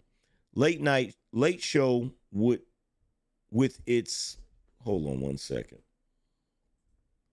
We're going to zoom in on this shit. Ain't nobody got time for that shit. Late Show with its topical humor and celebrity interviews pegged to specific projects has struggled on Paramount Plus, and of the three network late night shows, Late Show has by far the smallest digital footprint on YouTube and other platforms, Belloni wrote. So, from a business perspective, the cancellation makes sense. Belloni said, that sounds weird as hell, fam. Belloni said the sources he spoke with at CBS and Skydance Media, the company that is set to buy the network's parent company, Paramount Global, as part of an $8 billion merger, insists Colbert's cancellation was based on economics, not politics, pointing to the decision to give his show a 10-month extension to May 2026 instead of pulling the plug immediately as evidence. Still, two other people with deep ties to CBS and Late Show suspect otherwise. Belloni said, after all, when a network decides that a show is too expensive, executives typically go to the key talent and ask them to take pay cuts, fire people, or otherwise slash costs. That didn't happen here. Though with Colbert said to be making between $15 million and $20 million per year, a pay cut would have solved the problem on its own. The veteran entertainer journalist went on to suggest the political motivations could be in play if Paramount goes on to also cancel The Daily Show, which airs on CBS' sister cable network, Comedy Central, but stressed, for now, I cautiously and skeptically believe that this was mostly an economic decision. That said, Maloney asked whether this was the dam bursting in late night on broadcast television, suggesting that Jimmy Kimmel at ABC as well as Jimmy Fallon and Seth Meyers at NBC could be next. I've sensed that the networks have all been reluctant to be the first to pull the trigger on a cancellation in the historic time slot. CBS has now fired the opening shot, and it's reasonable to suspect that NBC and ABC will follow, Maloney wrote. So no, I wouldn't sleep well tonight if I were Kimmel or Fallon, though both have larger digital footprints and do a lot more for their respective networks. Fallon and Myers have also been protected by Lauren Michaels, who produced both their shows, though I wonder if even Lauren might recognize that the 12:30 slot is increasingly not viable and the sacred cows of television are being slaughtered one by one. They're not being slaughtered by one. Like, let's stop pretending like we don't know what this is. They're not being slaughtered. They're jumping off the damn cliff, if you really want to be honest. President Trump speculated about the future of the other late night hosts in his Truth Social post celebrating the Late Show cancellation. I absolutely love that Colbert got fired, he said. His talent was even less than his ratings. I hear Jimmy Kimmel is next. Has even less talent than Colbert. Greg Gutfeld is better than all of them combined, including the moron on NBC who ruled the once great Tonight Show.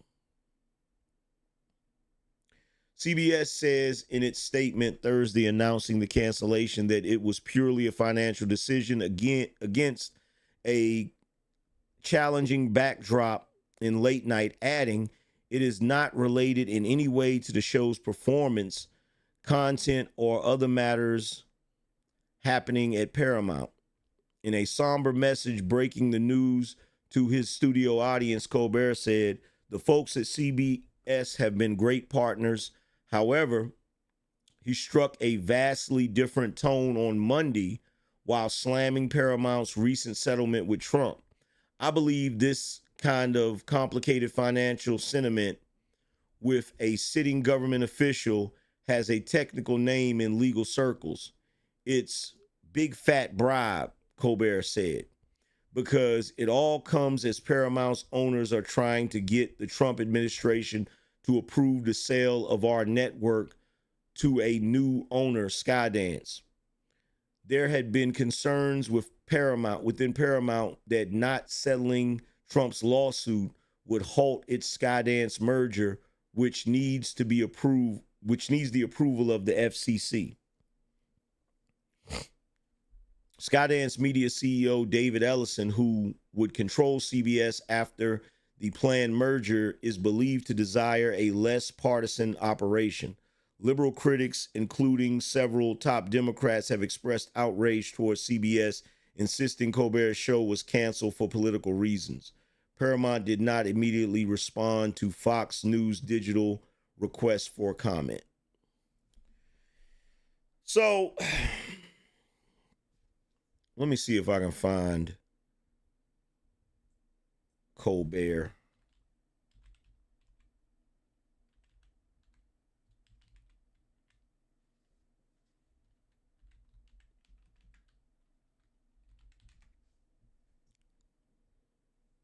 Oh, here we go, right here. Oh, hey. We got a great show for you tonight. Senator Adam Schiff was my guest. We harmonized on 7 Bridges Road. What a voice, I cried. But before we start the show, I want to let you know something that I found out just last night. Next year will be our last season. The network will be ending The Late Show in May. And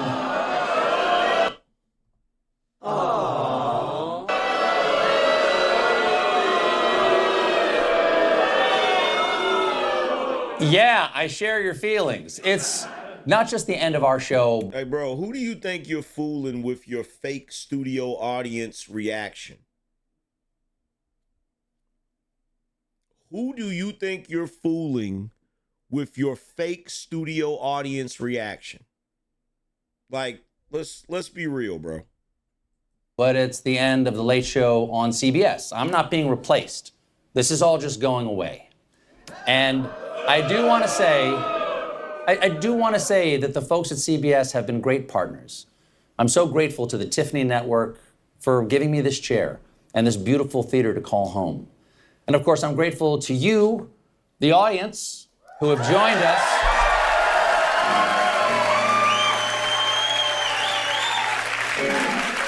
Every night, in here, out there, all around the world, Mr. and Mrs. America and all the ships at sea. I'm grateful to share the stage with this band, these artists over here every night. So, that's enough of that shit.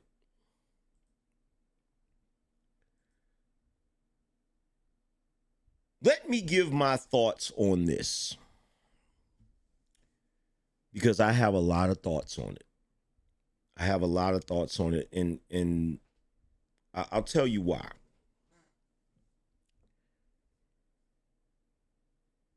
I have always loved late night talk shows. I don't know how many of you guys out there, you know, were fans of late night talk shows. In fact, let me find out.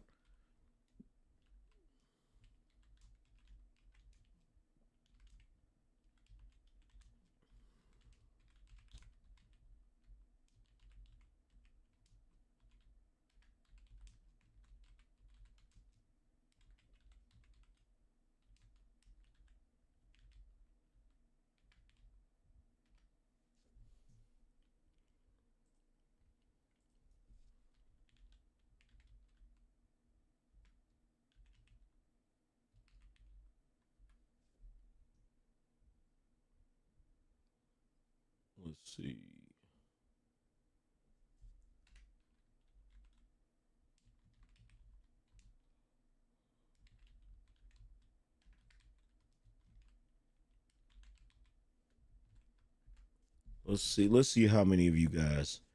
So, I have always loved late night shows. Always. Like, going all the way back to when I was a small boy watching Johnny Carson. I used to love watching Johnny Carson. You feel what I'm saying? Johnny Carson and Ed McMahon are like,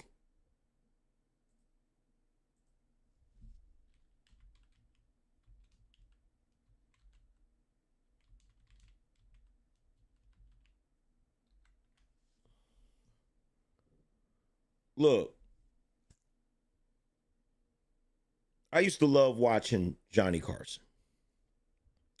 Johnny Carson and Ed McMahon were the best late night talk show duo. And then after them, it was Conan O'Brien and Andy Richter, right? I grew up watching Johnny Carson. Later, not long after Johnny Carson, one of my other favorite late night talk shows, of course, was Arsenio Hall, right? I can't name how many performers and guests that Arsenio Hall and Johnny Carson had that were legendary.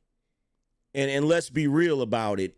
If you were, Johnny Carson's late night show was so popular and so powerful that if you were an up and coming star and you were able to go on the Johnny Carson show, your career would take off. If Johnny Carson gave you the stamp of approval, it's a wrap. It's a wrap. Now, when I was younger, this is how we found out about new movies and new albums and Because back then we didn't have social media. We didn't have social media. We didn't have the internet. So we would watch these late night shows as these celebrities that at the time that like back then celebrities were godlike. Celebrities were like, we loved them, right? And even though the late night show was mostly about the guests, mostly about the performers, you had to have a host that was an awesome host, right? Johnny Carson was an awesome host. He was funny. Arsenio was an awesome host. He was funny. I don't even got to say anything about Conan O'Brien. Like, Conan O'Brien is like one of the most hilarious talk show hosts to ever exist, to ever grace the damn stage. I don't care what nobody say. You know, all of the skits that they had up there, the freaking robot pimp, the what was it, champion, the insult dog, like, bro, all of the shit they had, like, bro, all of the stuff that they had on Conan O'Brien was awesome. It was just awesome. Hilarious, right? Now, I'm not going to sit here and say that late night talk shows started to decline recently. It didn't start recently. And also, like, the Late Show with David Letterman. I loved the Late Show with David Letterman. I thought David Letterman was funny. You know what I'm saying? Of course, David Letterman has more of a older, dry type of humor, but I still found him entertaining. I still found him to be funny, right? I'm going to tell you when late night talk shows started to go downhill. Press 1 if you want to know when the late night talk shows started to go downhill.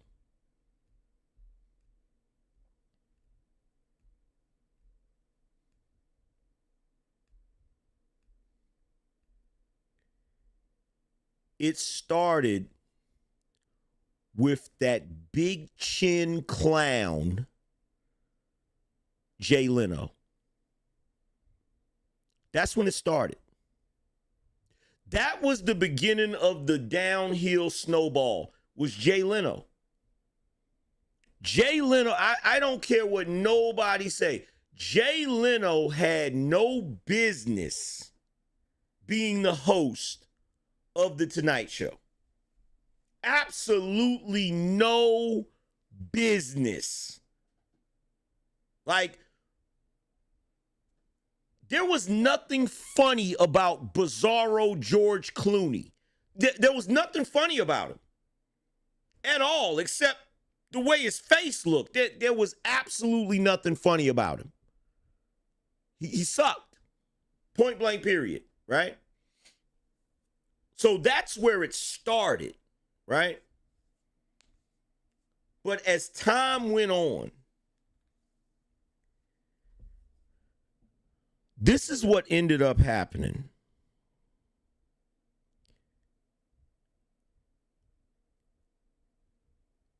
For some odd reason, late shows decided to stop being about laughter and interviewing guests and musical acts and, you know, up and coming comedians, up and coming musical artists. It stopped being about that, and it started being about a bunch of pretentious, left-leaning, liberal, tree-hugging, hippie-ass progressives getting on camera night after night, preaching to the American public about how horrible we all are and how we need to be more sensitive to every fucking cause on the planet that has absolutely nothing to do with being an American. Like, they went from making fun of everything to whining and crying about everything. And in addition to picking hosts that ain't funny. Stephen Colbert is not funny. There's nothing funny about that jackass. Nothing. Jimmy Kimmel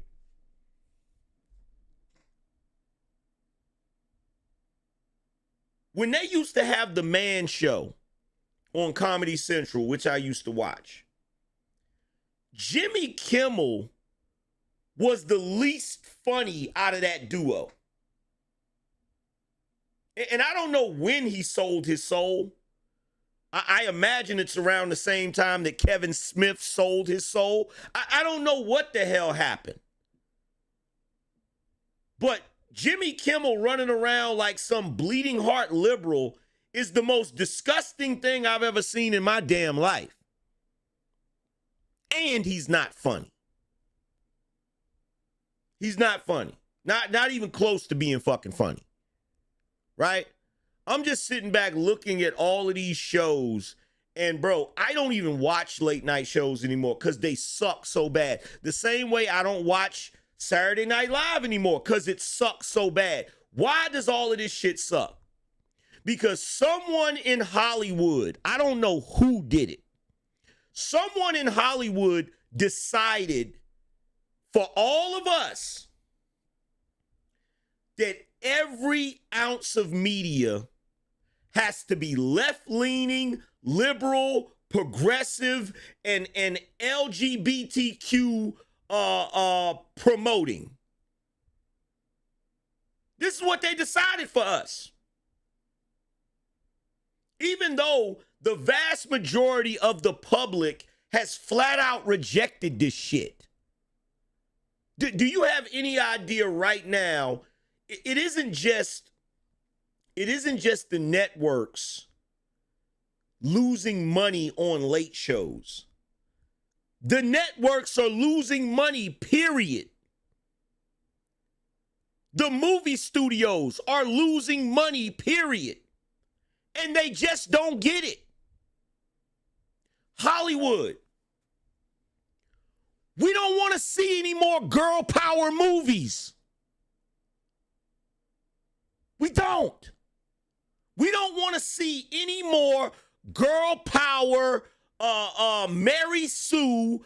Let's watch a chick that's 110 pounds, soaking wet, beat up 7 guys that are 6'3" and damn near 300 pounds. No one wants to see that shit anymore. No one cares about your I am woman, hear me roar, super feminist. Let's talk down to the men in every movie and TV show. We're sick of the shit.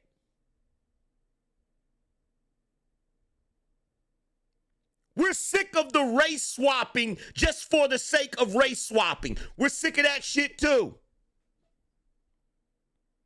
We're sick of you taking the legacy of every character that we love and then trying to replace them with some freaking chick or some person of color or some intersectional rainbow gang individual. We're sick of it. We're sick of it.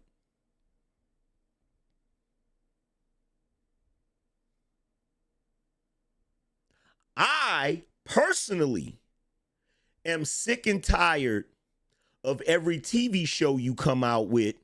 You got some ungrateful, raggedy ass children talking disrespectfully to their parents. I'm sick of that shit. That's another agenda that nobody really talks about. You haven't noticed that nowadays, every TV show, there's some smart ass kid talking shit to his parent or her parent. And they, quite frankly, need to be slapped in their fucking mouth live on TV in front of everybody. This is part of the reason why these kids nowadays don't listen, because they sit around watching TV shows where the kids are always fly at the mouth to their parents, and the parents is trying to negotiate with them and have gentle parenting. Fuck that shit.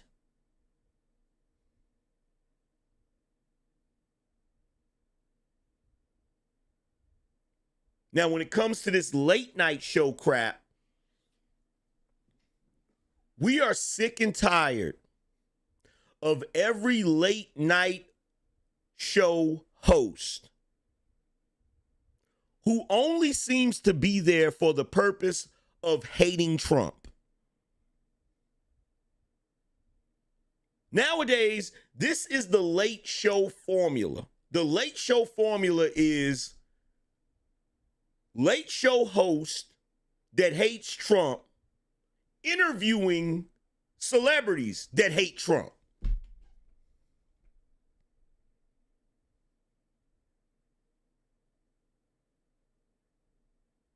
The late show formula is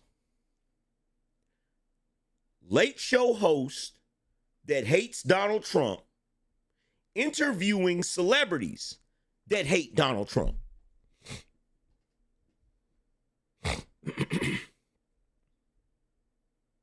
And the only thing I can say to that is this, and this goes for the late show hosts, this goes for the celebrities that go on those late shows, this goes for the celebrities at the award shows giving their little goofy speeches, this goes for all of the Americans that can't stand Trump, the media outlets that can't stand Trump. This is all I gotta say. We're not fucking stupid. You're not this adamant about Trump because you think he's a horrible president. That's not why you're adamant to this level. You're adamant to this level because you don't like him as a person. You don't like him as a person, and you were thoroughly convinced that he would not win the presidency the first time. You were even more convinced that he wouldn't win the second time. And now you're butthurt. That's all this shit boils down to. You don't like him as a person, and you hate the fact that he won and proved your bitch ass wrong. And you know what? All you had to do, late night talk show hosts, all you had to do was shut the fuck up about him. That's all you had to do. He won. Get over it and shut the hell up about him. That's all you had to do. Go back to telling jokes. Go back to telling jokes. Here's an idea. Go back to telling jokes and occasionally telling a political joke. But when you tell the political joke, don't just tell jokes about the right. Tell jokes about the left too. That's what y'all used to do. What you used to do is you used to make fun of people in politics anytime they did something goofy. And it didn't matter which side of the aisle they were on. So guess what that meant to the audience? That meant you were not taking a political stance. We don't mind the jokes about politicians. Late night talk show hosts have always told jokes about politicians, but they tell jokes on whoever does something goofy in politics. But what you want to do is you want to make a clear stance by only making fun of, belittling, and attacking one side of the damn aisle, while on the flip side, you kiss the other side's ass. You bring them on to the show, and no matter how goofy they are, you sit there and pretend like they're the best thing since sliced bread. Let me tell you something, Colbert. When you had Kamala on your show, the way you had your face and your nose buried in her behind was ridiculous. Didn't ask her nothing that you would have asked somebody on the right. And all of us in the audience, all of us in America, we've had to sit back and endure you insufferable pricks for I don't know how long. So if you think for 1 second that any of us feel bad that you guys are getting canceled, we don't feel bad. The shit ain't fast enough. You should have been canceled. Your shows should have been canceled. You're biased as hell. You're not funny. You took something that we loved, which is the late night talk shows, and you turned it into a political platform to be used for the Democrat Party. And you sit there and act like you're non-biased. You sit there and act like, oh, I'm just a talk show host. No, the fuck you're not. No, you're not. You're pushing a damn agenda. And you know how we know this is bullshit? You know how we know your lie of being non-biased is bullshit? During the pandemic, why would talk show hosts be giving Americans medical advice? I'm going to ask this again. During the pandemic, why would talk show hosts of late night talk shows be giving Americans medical advice?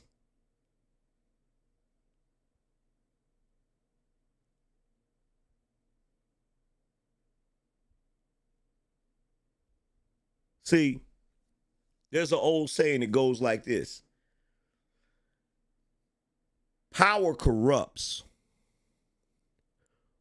but absolute power corrupts absolutely. And the problem with you left-leaning media lunatics is you've been getting away with this shit for so fucking long. You've been getting away with this shit for so long. And I know what y'all want to try to push. You want to try to push the narrative that because you've given Trump so much flack, because you've been hating on him and trolling him for so fucking long, you want to try to convince the American public that this is Trump using his power in the executive branch to get you guys canceled. There's only one problem. None of us in the American public are going to believe that. And the reason we don't believe that Trump is using his executive power to get your shows canceled is because we know why your shows are getting canceled. Because we're not fucking watching you. So that lie is not going to work. Your shows are being canceled because we refuse to watch. Doesn't matter how many times you fire up your network shows with your bought and paid for audience. You know, those people that you go round up and say, hey, if you come and be part of the studio audience and follow the instructions, you know, the sign that say applause, the sign that say boo, the sign that say, if you come and do that, we'll pay you for the day and you get free lunch. You think we don't know this shit? We're in the information age. You think we don't know that you have a fake studio audience that is bought and paid for? Probably homeless people.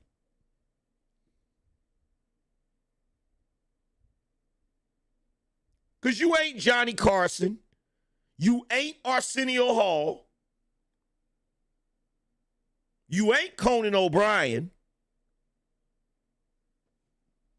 Let's be real.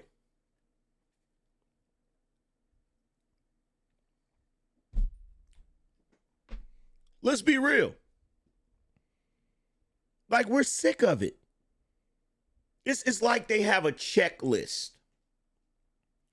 And every time they do a show, they got to meet that checklist. We got to talk shit about Trump and anybody that's on the right. We got to make traditional men feel like they're the scum of the universe. We got to promote the LGBT community. We got to reassure women and make them feel like they're goddesses on earth. Like they have a whole checklist that they go down. And I don't know about y'all, but I, for one, am sick and tired. I'm sick of it. I'm sick of it.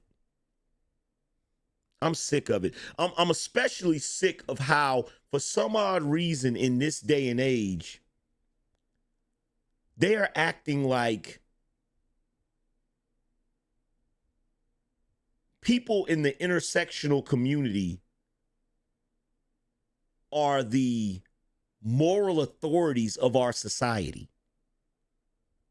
Has anybody else noticed this? Has anybody else noticed this?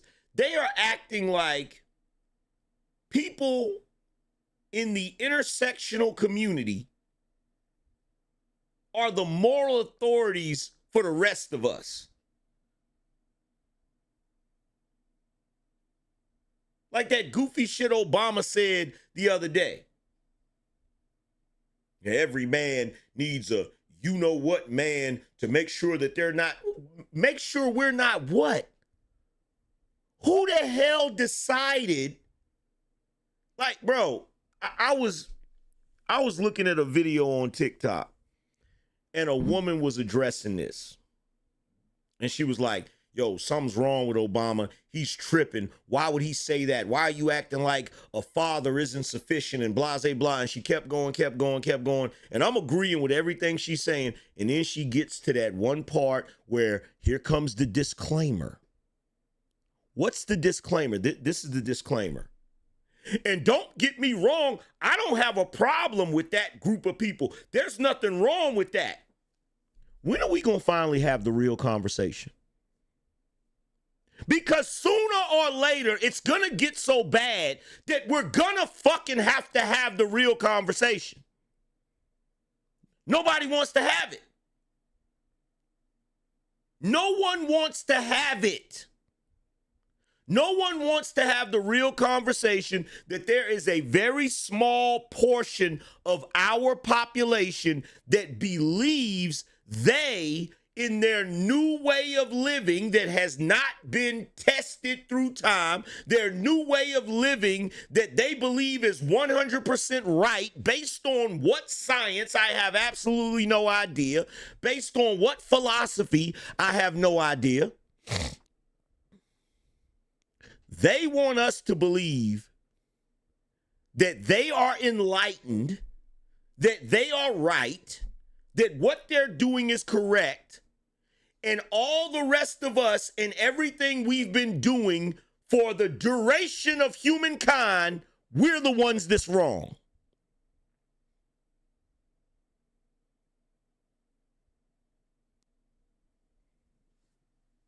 And the reason why they feel so comfortable making it seem like there's something wrong with us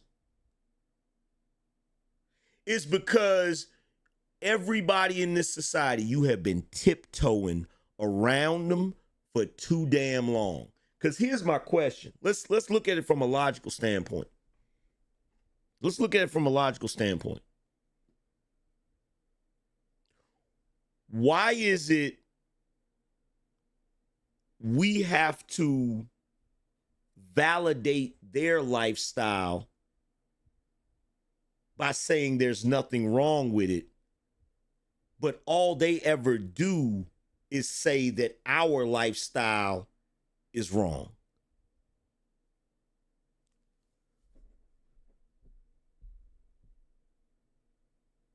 Why is it we have to validate their lifestyle by constantly giving disclaimers saying there's nothing wrong with doing that,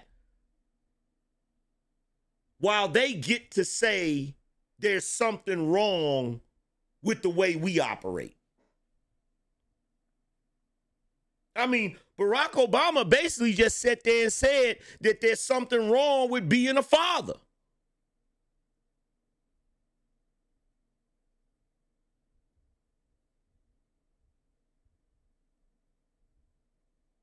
No one wants to have that conversation. No one. And I'm going to tell you something right now.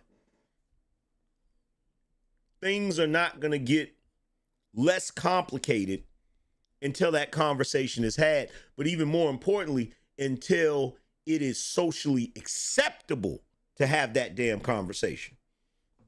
Shout out to Omar. He said, for the cigar. Appreciate you. Shout out to Jerome. He said, bring the truth, bruh. Shout out to Jerome again. He said, man, AM, I thought the big wrenches were safe. Yeah, I took all the wrenches because I had to redistribute them. I took all the wrenches because, quite frankly, there are people that got big wrenches that don't even show up to the show no more. So I had to, instead of trying to go through and find each one that I want to take, I just took them all and started over. You feel me? I just took them all and started over.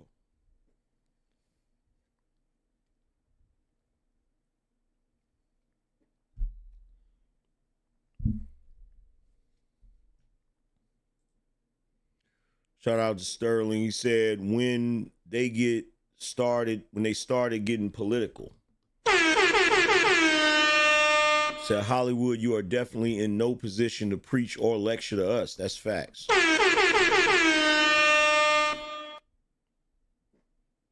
That's facts.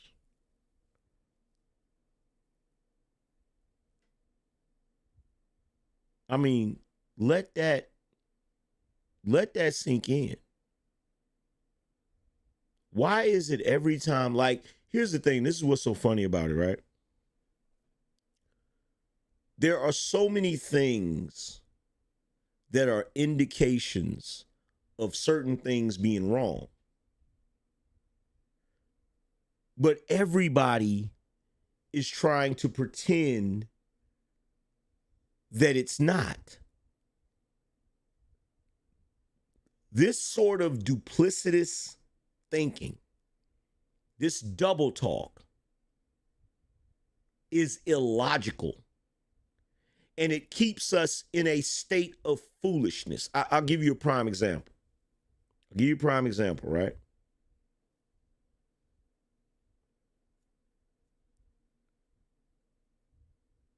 Every time a woman speaks on that particular community, she will give the disclaimer, there's nothing wrong with that, if that's what you want to do. She will even show her support for that community. If that's the case, then why is calling a man sassy an insult?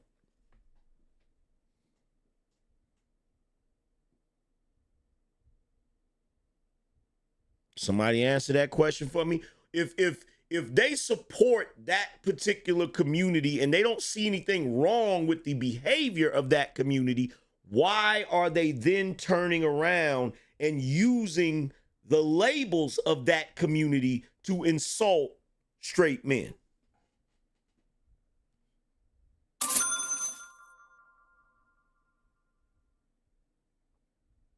If you truly did not believe there was something wrong with that, you would not think to use certain terms as an insult.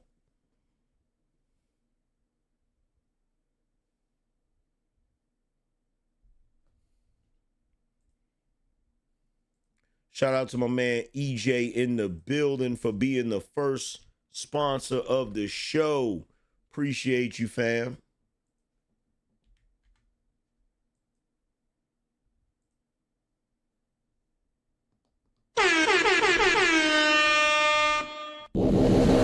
That's that BINO energy.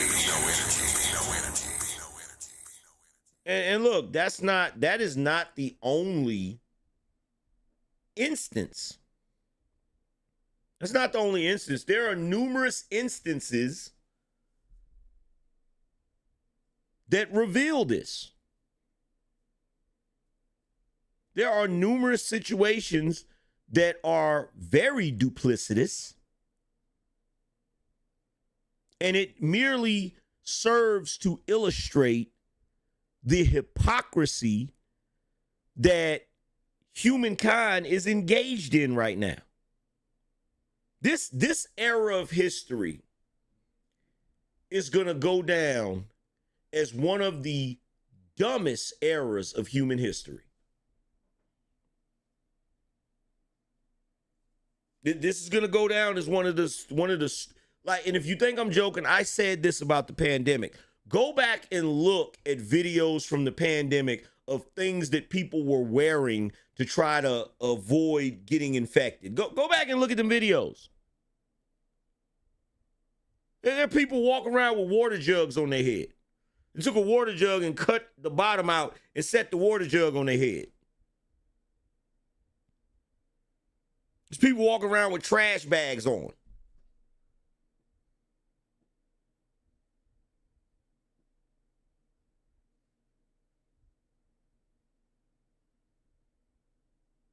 I don't know when it happened. Like in the 90s, we still had some sense. We still had some sense in the 90s. Somewhere in the 2000s, when I was grinding my ass off and not paying attention, the world just shifted. The things you see going on now is some of the dumbest shit known to man. Let me tell you something. The shit Obama said the other day should have him immediately canceled. Nobody should want to rock with him at all, ever.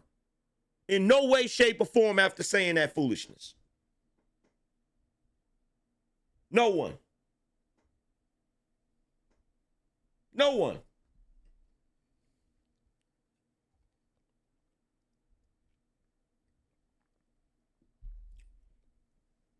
Nobody.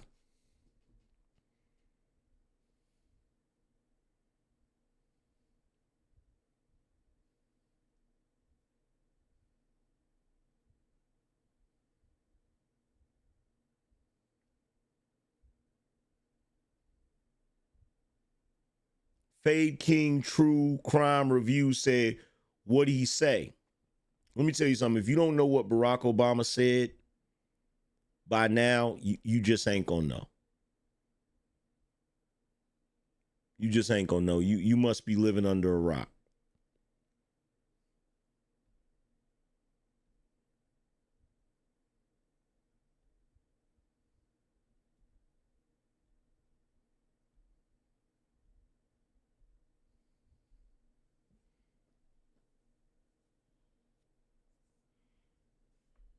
EJ said 500 years from now, folks are going to ask why the F were there communities with grown-ass adults wearing costumes pretending to be animals, screwing each other. Bruh, let me tell you something. If mankind is still here 500 years from now, they're going to look back at this period the same way we look at the Dark Ages. They're going to look back at this period the same way we look back at periods of time where they did things that we just know is the dumbest shit in the world. The fact that as adults, we even take some of this shit seriously it's scary. It's frightening. It's frightening. You had people saying, during the pandemic, Donald Trump was telling people to inject themselves with Clorox.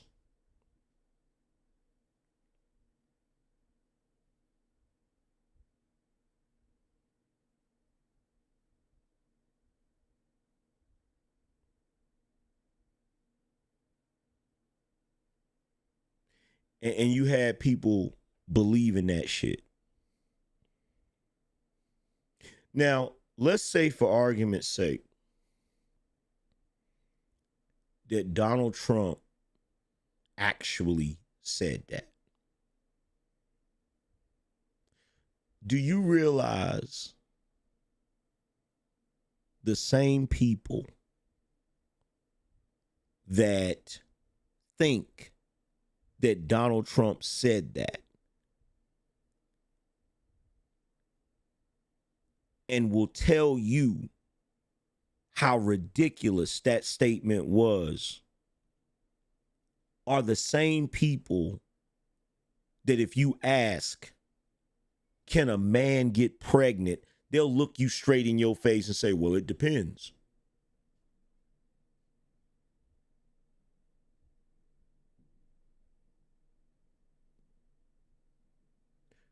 So how would Donald Trump be ridiculous for saying something about injecting Clorox? How would he be ridiculous if he actually said that? And some of the claims that you other people make isn't ridiculous. Why is it science matters in that instance, but it doesn't matter in another instance? This is like the dude that went on Piers Morgan, and Piers Morgan said, can I identify as a black person? He said, no, because you're white.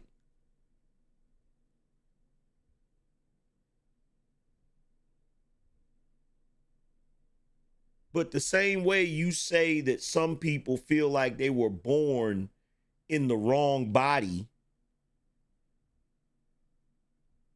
and you say that gender is a social construct, the funny thing about it is there's more science for gender than there is for race. There's no science for race. There is no gene in the human body that will tell you this person is black, or this person is white, or this person is this.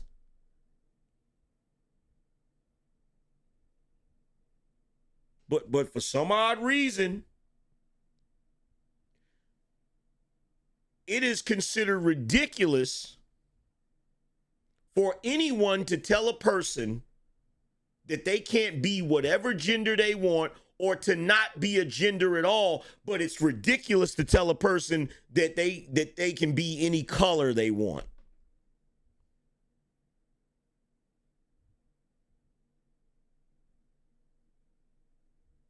So Caitlyn Jenner, that's not ridiculous, right? Rachel Dolezal, however, that's ridiculous. Somebody explain that to me. Somebody explain. I want somebody to explain that to me. Why can't Rachel Dolezal be black? Why can't she identify as being black?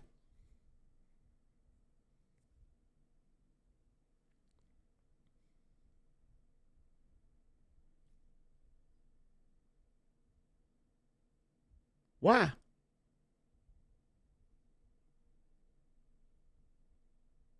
Why can't Rachel Dolezal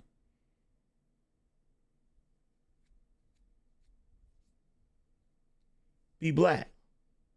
Tax tack. Here's the thing, goofy ass. Trump never said that.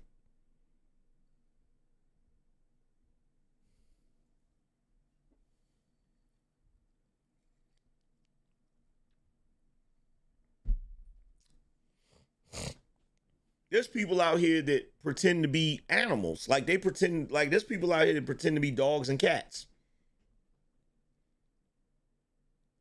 And for you to tell them that they're not a dog or a cat is considered insensitive. But Rachel Dolezal can't be a black woman.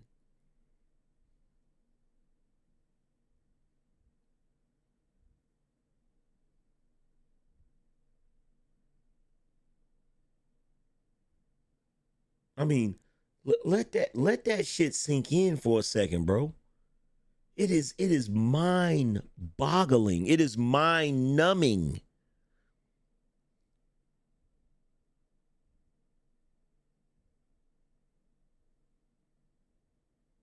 It's mind numbing.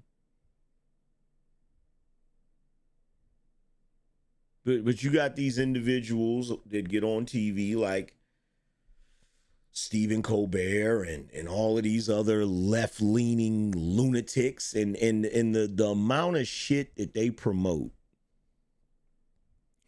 that goes against everything that we have grown up with, everything. And see, this is what they do. They use racism as the excuse. So if you say, well, we know certain things in the modern day that's progressive is wrong because we didn't used to do that in the past. The first thing they'll hit you with is, well, we also used to do this in the past, and we also used to do. So they have become experts at throwing the baby out with the bathwater. So what they'll do is they'll look back at the past and they'll say, well, we used to engage in slavery. We used to treat people like they were 3/5 of a human being. And then that becomes the excuse for tolerating new age ideas that are not based in logic. See, logically, it didn't make sense to be enslaving other people based upon their skin color. Logically, it didn't make sense to say that another human being was 3/5 of a human being. That makes sense. But to take that intolerance and try to associate it with, well, me telling you that you can't be a dog and identify as a dog is the same thing as someone denying a person's right to be considered a whole human. That's not the same thing. That's not the same thing. That's not even close to being the same thing. It's not even close to being the same thing.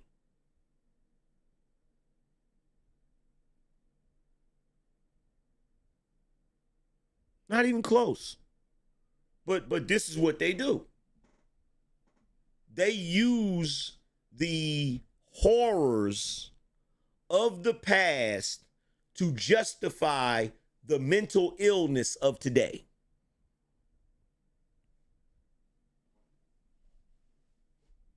That's what they do. That's what they do. And then they look at you like you're crazy for questioning certain things. Certain things that quite obviously have become problematic.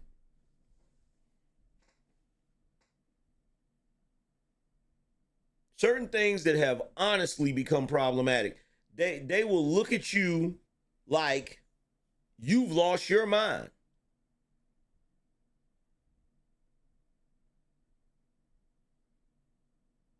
And the interesting thing about it is that the reason why they're able to do it is because the people that walk around with that mentality that I can defy science, I can defy logic, I can be whatever I want. The only reason why it works is because the people who adhere to logic, science, and reasoning, they're not going to use that same logic or that same mechanism the way they use that mechanism. You get what I'm saying? So a person, think about it like this. The reason why the intersectional community, the lefties, the progressives, and all that, the reason why their foolishness works is because the rest of us are not going to engage in that foolishness from our perspective.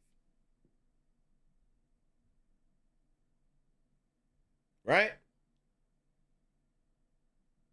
Like for instance, I'll give you a prime example of what I mean, right? Give you a prime example, right?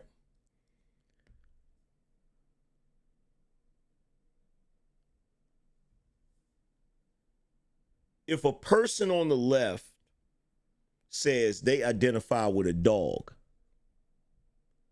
so they put a collar on, they bark, they do all of the things a dog does, right?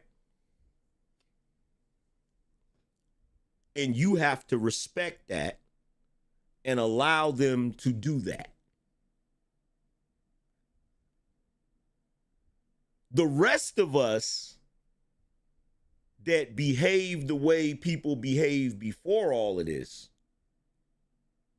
we're not going to utilize that same thought process to our advantage. And they know it. A prime example is I identify as a gorilla, a silverback gorilla, which means I'm supposed to dominate my woman. And you have to respect that.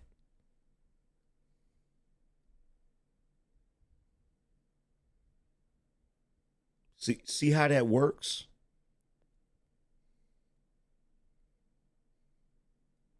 See how that works?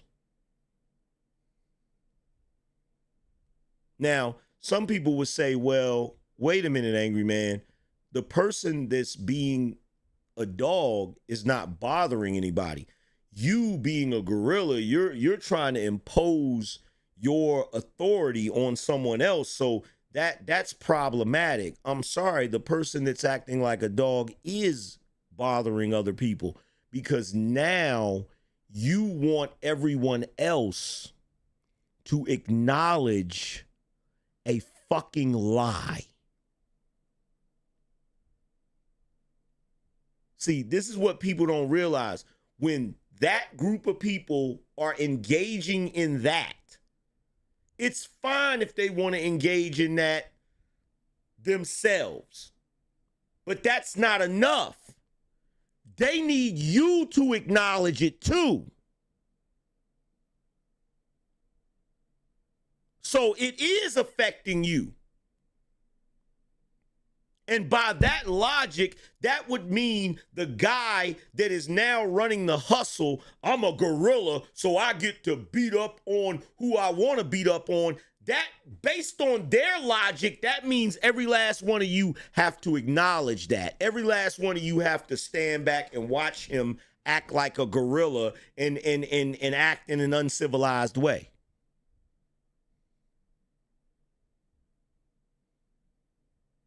See how that works?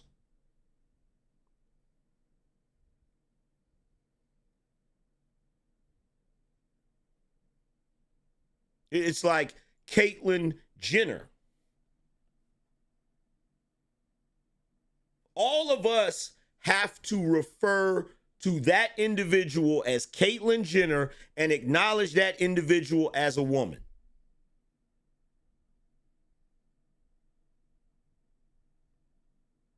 Because one day they decided that's what they wanted to be. So why can't I one day decide I'm royalty?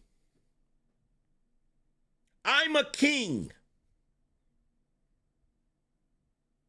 I am a king, and the kingdom that I come from is XYZ. And so now all of you have to refer to me as your highness. All of you have to treat me as if I'm royalty. When I go somewhere, I'm supposed to get the police escort. I'm supposed to be able to stay in the nicest hotels. I'm supposed to get diplomatic immunity, all types of shit. Why can't I do that?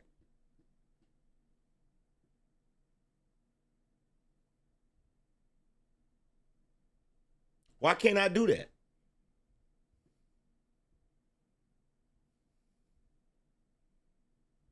If I have to acknowledge your fantasy, why can't you acknowledge mine?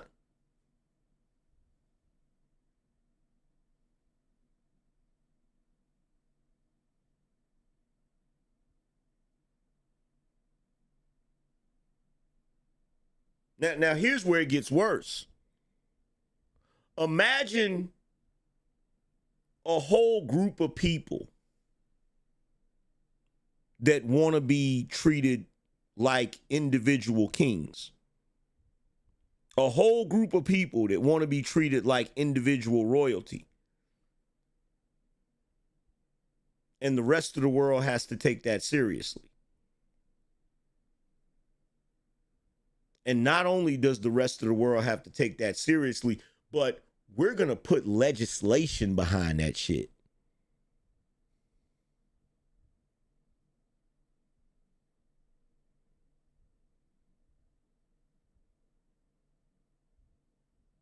We're going to put legislation behind that shit.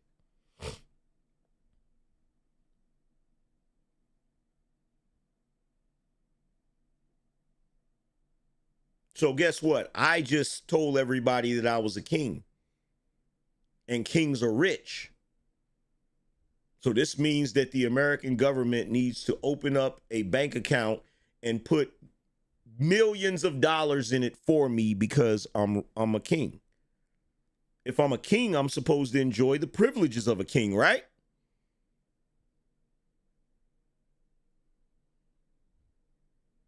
Now I should be allowed to amass an army.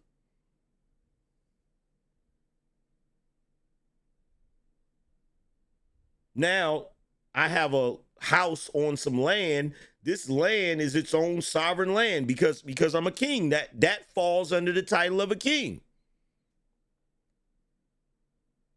If I'm a king, I'm supposed to have those things. Just like if you're a woman, you're supposed to be able to use the woman's bathroom, right?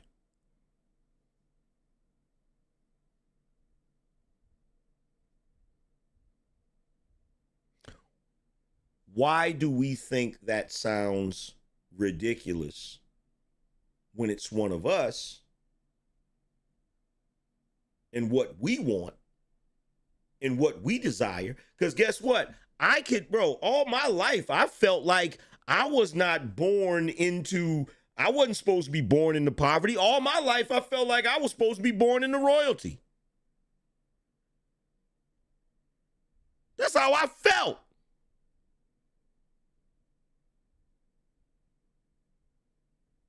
The reality is, all of us human beings, when we're born and we live our lives, a lot of us are not where we want to be. But you know what we don't get to do? We don't get to walk around proclaiming that we're something that we're not and then forcing everybody else to acknowledge it and agree with it.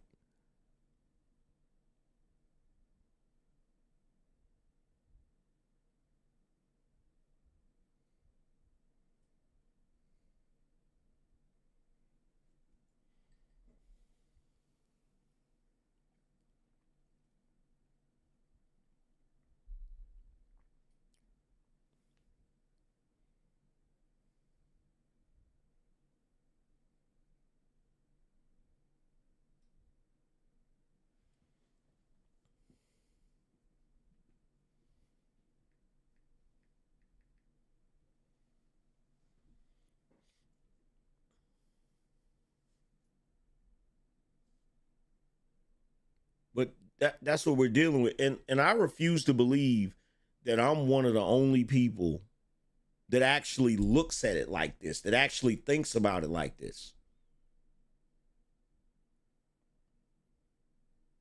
Like, I refuse to believe that I'm one of the only people that thinks about this shit like this.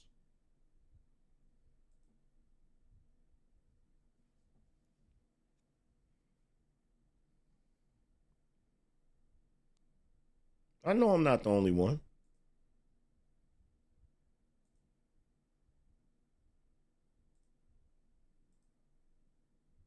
Yo, shout out to New. He said, get that roadcaster, son.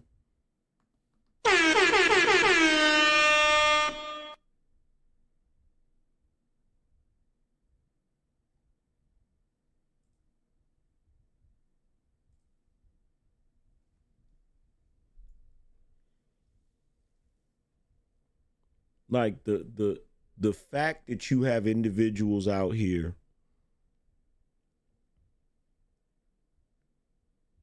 that have caused the entire world to restructure itself around what they feel shit should be, that is ridiculous. That is beyond ridiculous, fam. And just the act of that taking place has created a level of entitlement amongst Americans that never existed prior to that. Do you realize how many Americans run around here right now throwing hissy fits like spoiled brats because they can't get their way?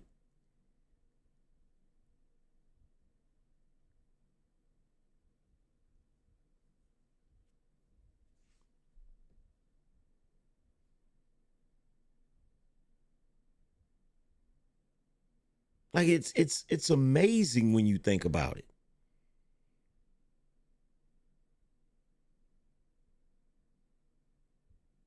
It's absolutely amazing when you think about it.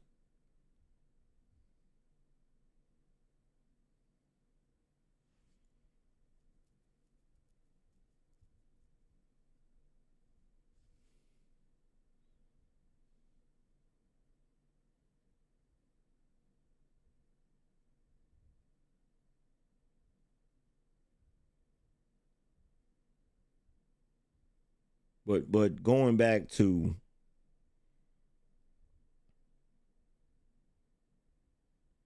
these cancellations of these late night shows and the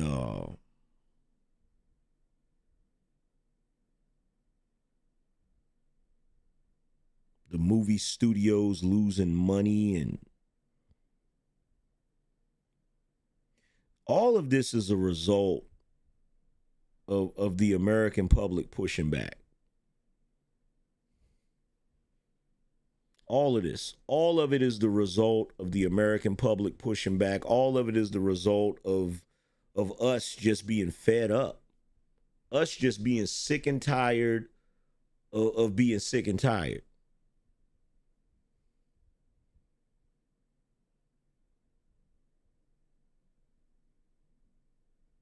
Like when I sit back and I look at, I'm gonna tell you what really disturbed me about this new era.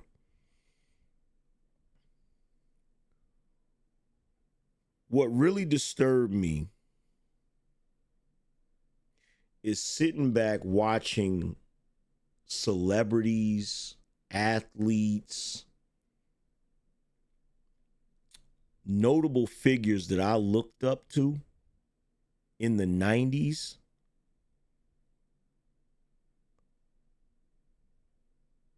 suddenly pushing certain agendas and agreeing with certain shit. I'm just sitting back like,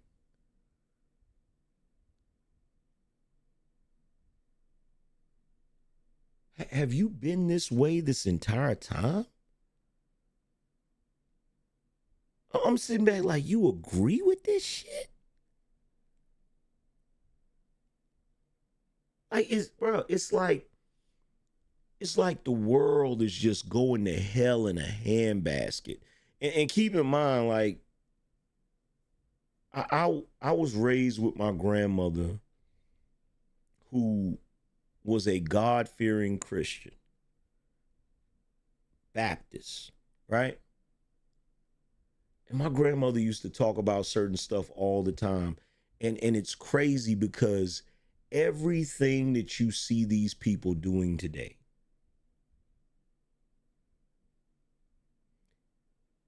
the Bible warns about it. All of this shit that you see them doing today. And by the way, what is going on with the what's up with the support? What's up with the support?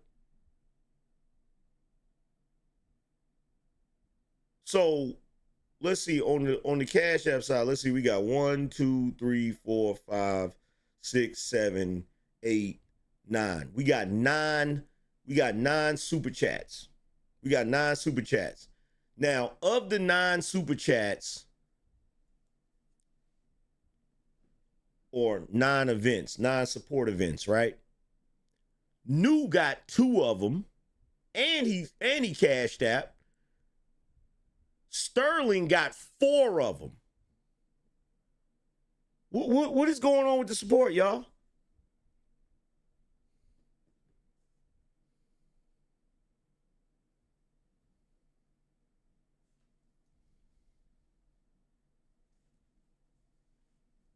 And shout out to my man EJ, because if it wasn't for EJ, we probably would have just went ahead and shut this shit down.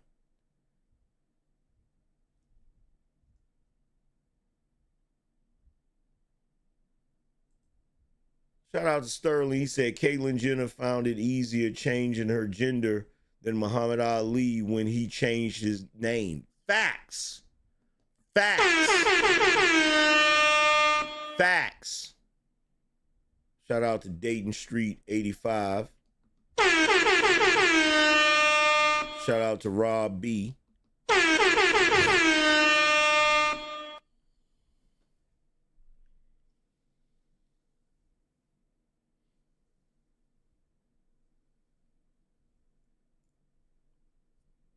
You know what? It's because it's late night, right? That's what it is, right? It's because it's late night, early in the morning, right?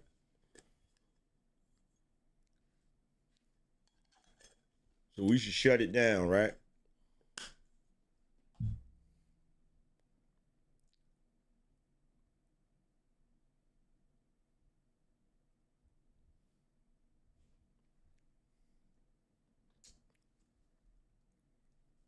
Shout out to Nicholas, said supporting the show. That boy good. That boy is good.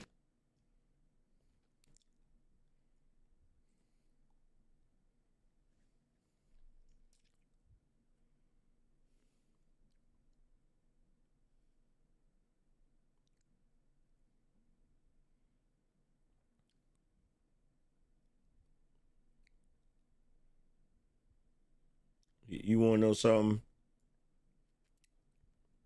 I'm going to show y'all something real quick.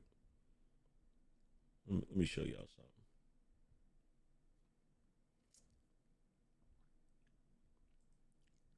It's so unfortunate. It's so unfortunate. But I got to show it to you.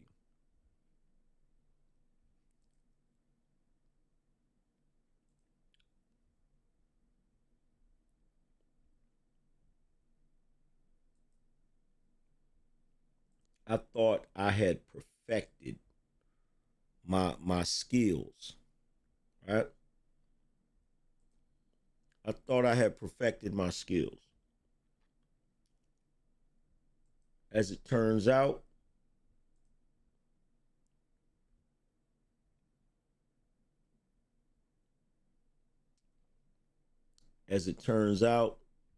I hadn't. I hadn't perfected my skills.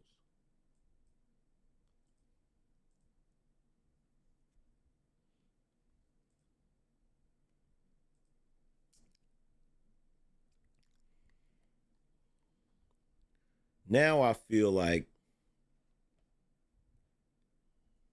look at that shit. Y'all don't even understand the amount of work that I be putting into these thumbnails now. I don't think y'all get it. I don't think y'all get it. The amount of work I be putting into these thumbnails now. You know how long it took me to make this freaking thumbnail? And I see a mistake. Damn it. Damn it, I see a mistake. I'm gonna have to fix that shit. Do you have any idea how long it took me to make this thumbnail?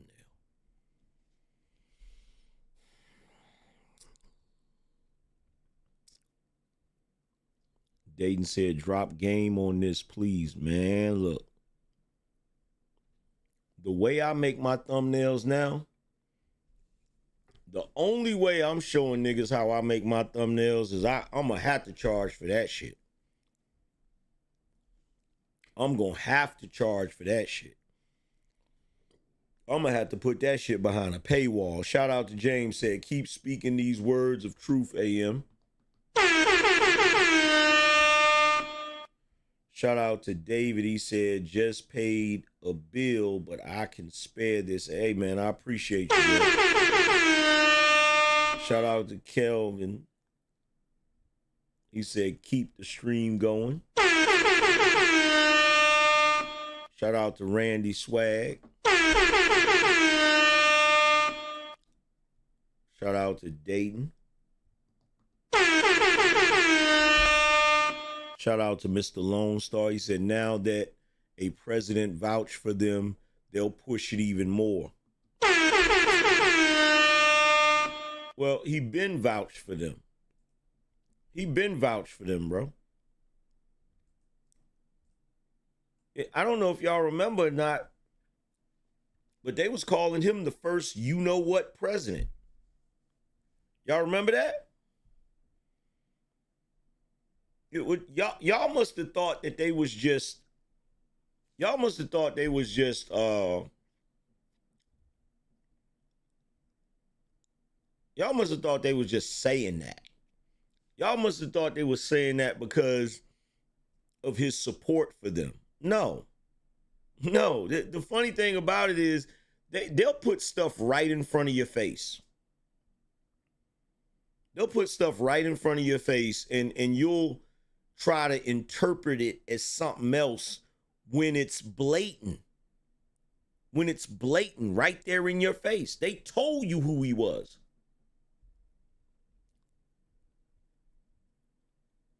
They told you who he was.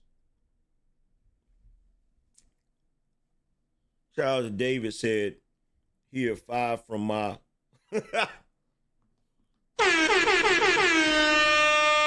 I'm not reading that out loud. But yeah.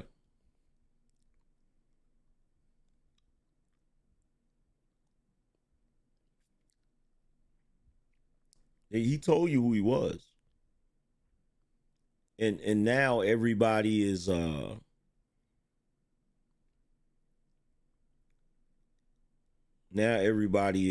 like shocked.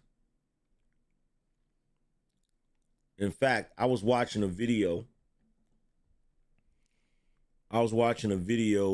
earlier today where there was some women and they were talking about the situation. They was like, they were so shocked and it was like they didn't understand because they were saying that he didn't used to act that feminine and he didn't used to and this, that. And look, here's the reality. The reality is he did used to act like that. See, for some odd reason, the Obama spell wore off. He's not different. This is the same dude. This is the same guy. He's talking the same shit he been talking. He got the same mannerisms that he always had. He's the same guy. The problem is what's the word for it?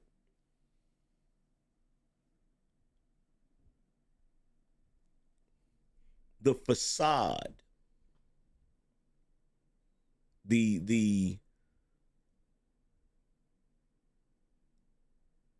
Not the facade. What is that word?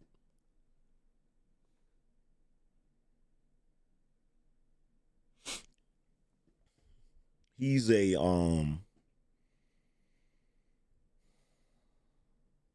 I guess the best way to put it is y'all were mystified by the fact that he was supposed to be the first black president.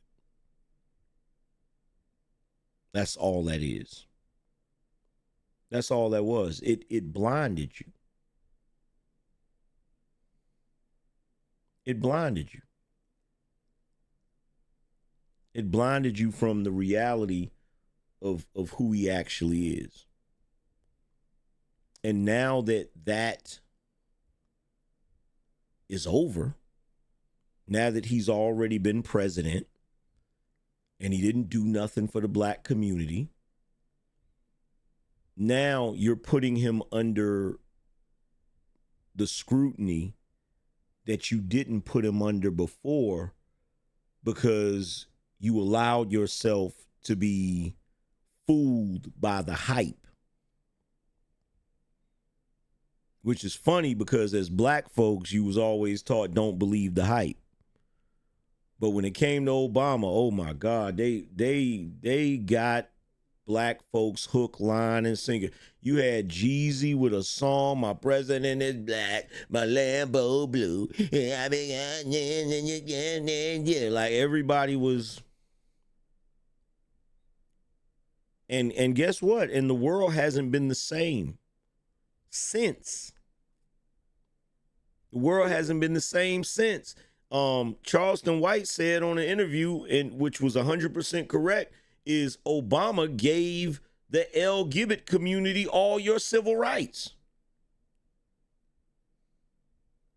He did that. He's the one that shifted the focus from racial justice for black people to social justice for the alphabet gang. That's when it happened. That's when it happened.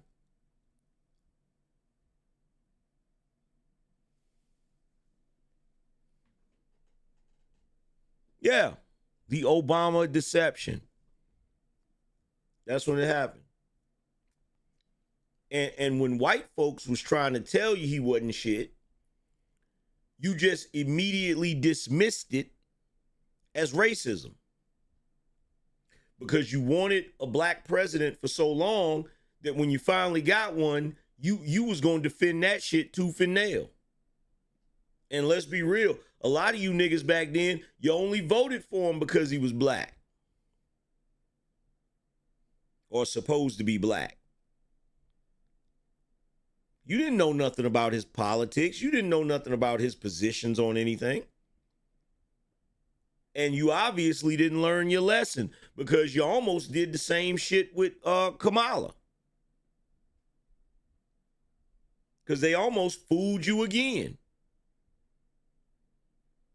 They almost fooled you again. And here's the funny thing about it. If you didn't know Barack and Kamala and you just saw them out in public together, somebody could tell you they brother and sister and you believe it.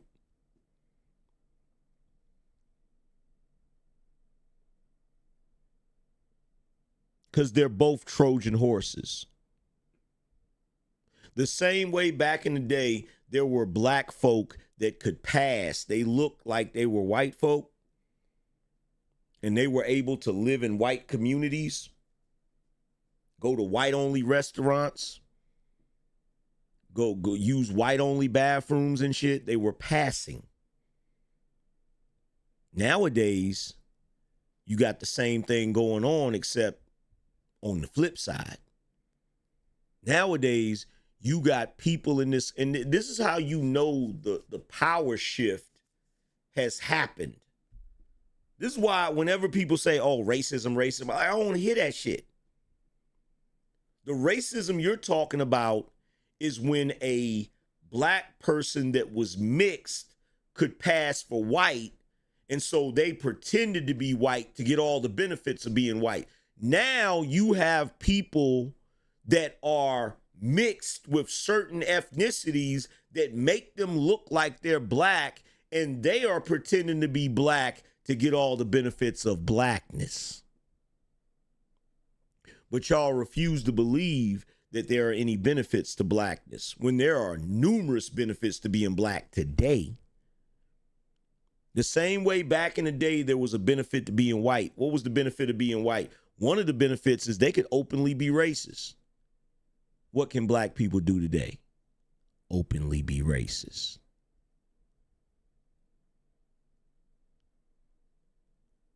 Back in the day, what was one of the benefits of white people? Well, they got certain benefits because they were white. They had white privilege. Don't black people get certain benefits today because they're black? But y'all don't want to believe in black privilege. Obama is passing. Obama's not a black American. So Obama was never your first black president. Obama has a father from Kenya, and he has an African father from Kenya, and a white mother from Hawaii.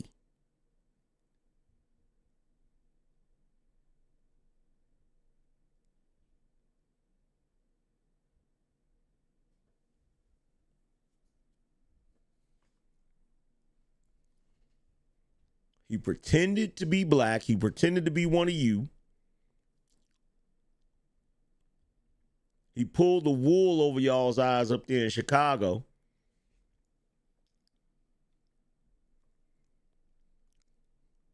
One of the Black Panthers called it out, but y'all ignored it.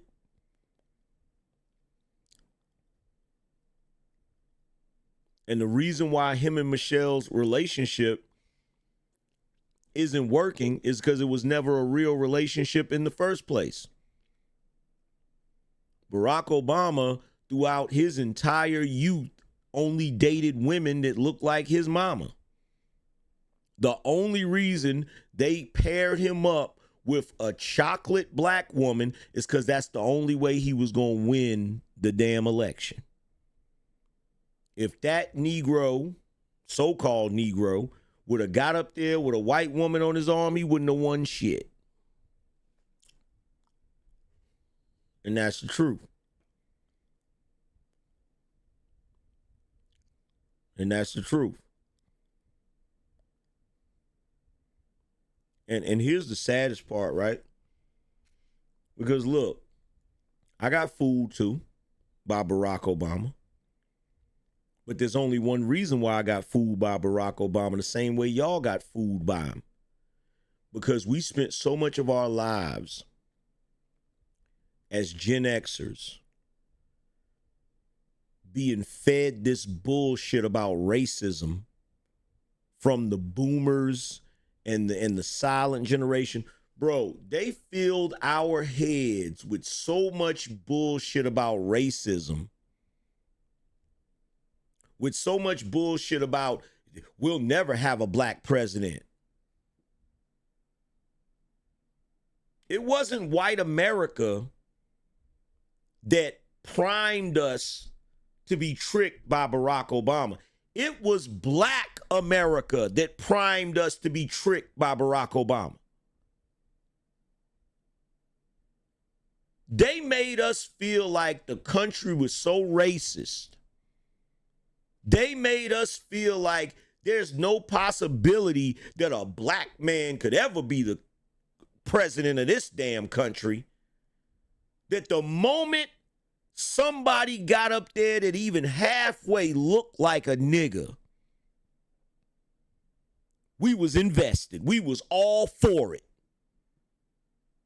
So much so that we didn't even do no background on this person. We didn't try to see where they came from. We didn't try to see none of that shit.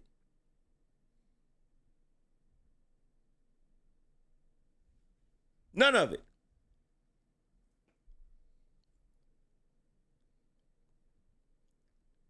And if our parents and grandparents and great-grandparents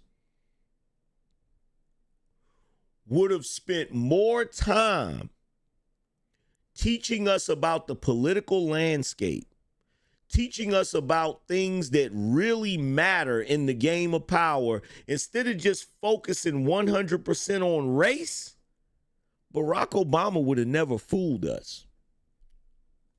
He would have never fooled us. He would have never tricked us.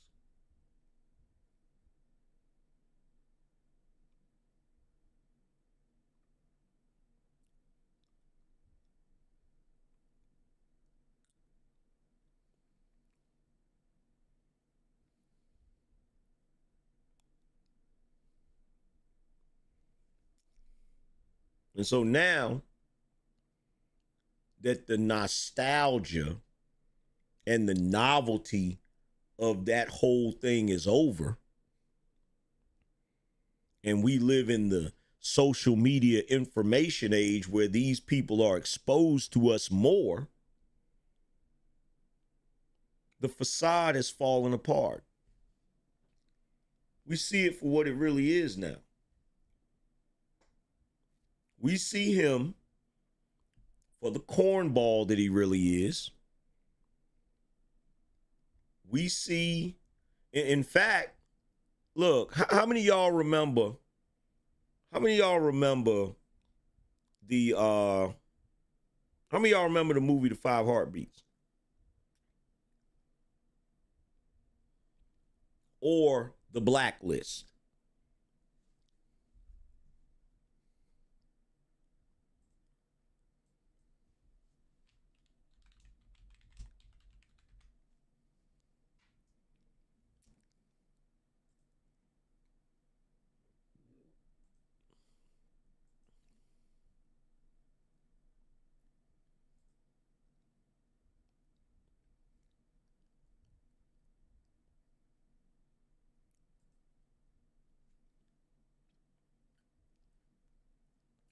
How many of y'all remember this actor?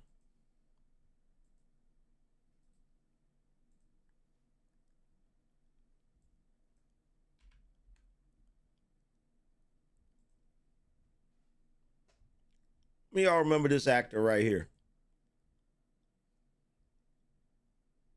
He played Dresser on The Five Heartbeats,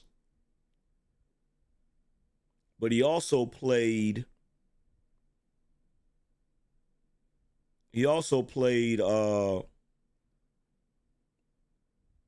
Deputy Director Cooper on The Blacklist, right? There is an interview with him where he claims that he taught Barack Obama how to act black. I don't know how true it is. But there's an interview where he says that he was hired to teach Barack Obama how to act black. Now, when you go look at the way he walked, the way he talked, his mannerisms and all of that shit, after hearing him say that,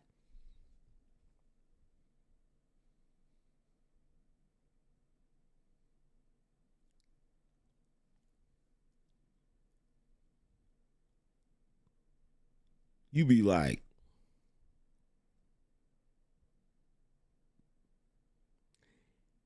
interesting. Interesting.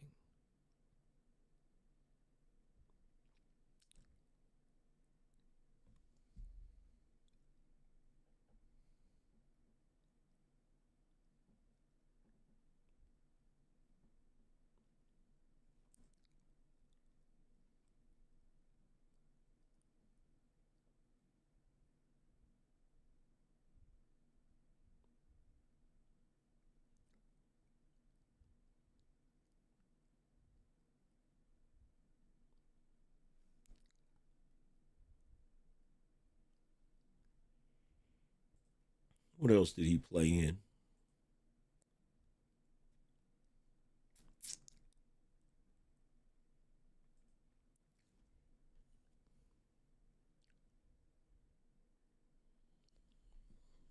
He played in Man of Steel.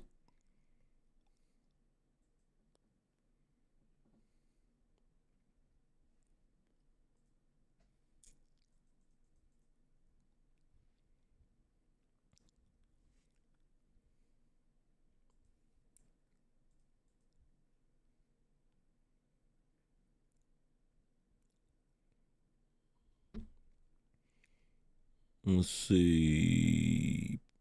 He played in Billions, Blacklist.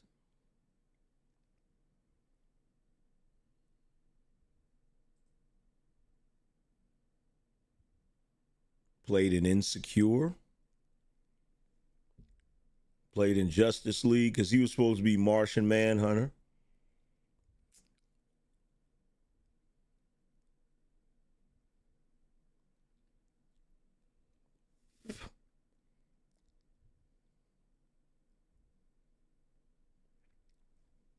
The Blacklist Redemption.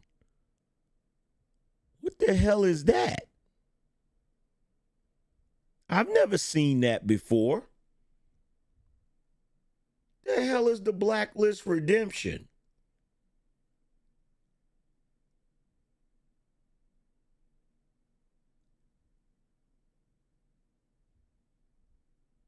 I have never seen that before. It's only got 8 episodes.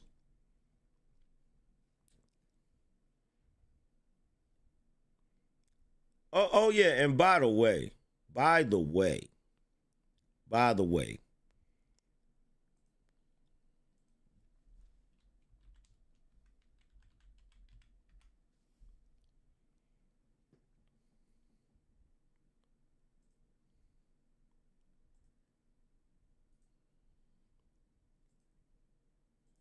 if they don't give this brother his own movie,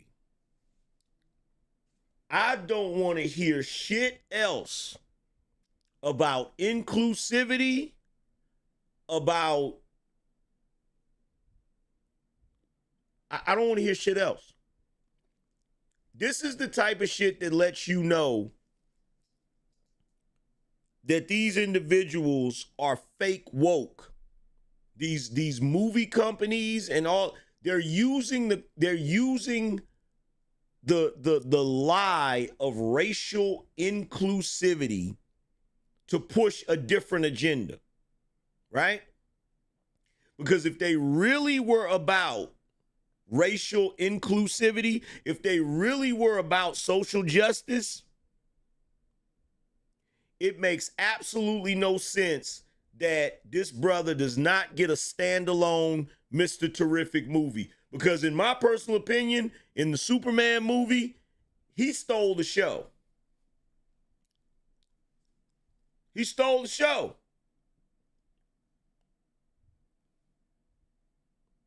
If you go watch the new Superman movie, Mr. Terrific steals the show. If they don't get that brother a standalone movie, I don't want to hear nothing about no diversity.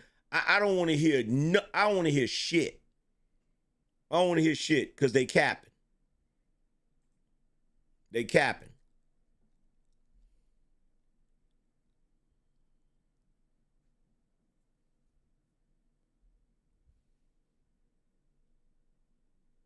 You said a Mr. Terrific TV show?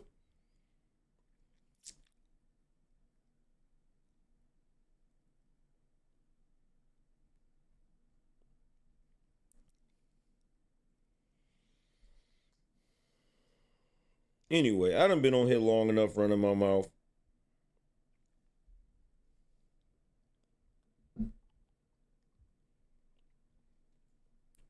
Yeah, if he hadn't been in that movie, if he hadn't been in the Superman movie, people would be looking at that movie differently. If he hadn't been in that movie, people would have been looking at that movie differently. For real.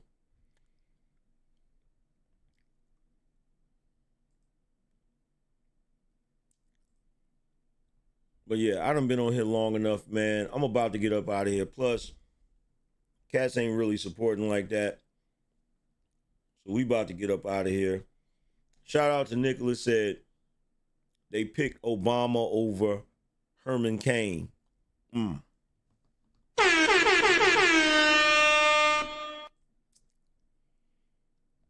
But yo, shout out to everybody that came through. I will be back at you guys later on today, so be on the lookout for me. Make sure you guys go check out my book, which is available on Amazon. All you got to do is type the Angryman Standard in the search bar, and it will come up on Amazon. If you want to check out the merchandise, all you have to do is go to shop.BINONation.com, and the merchandise will come up.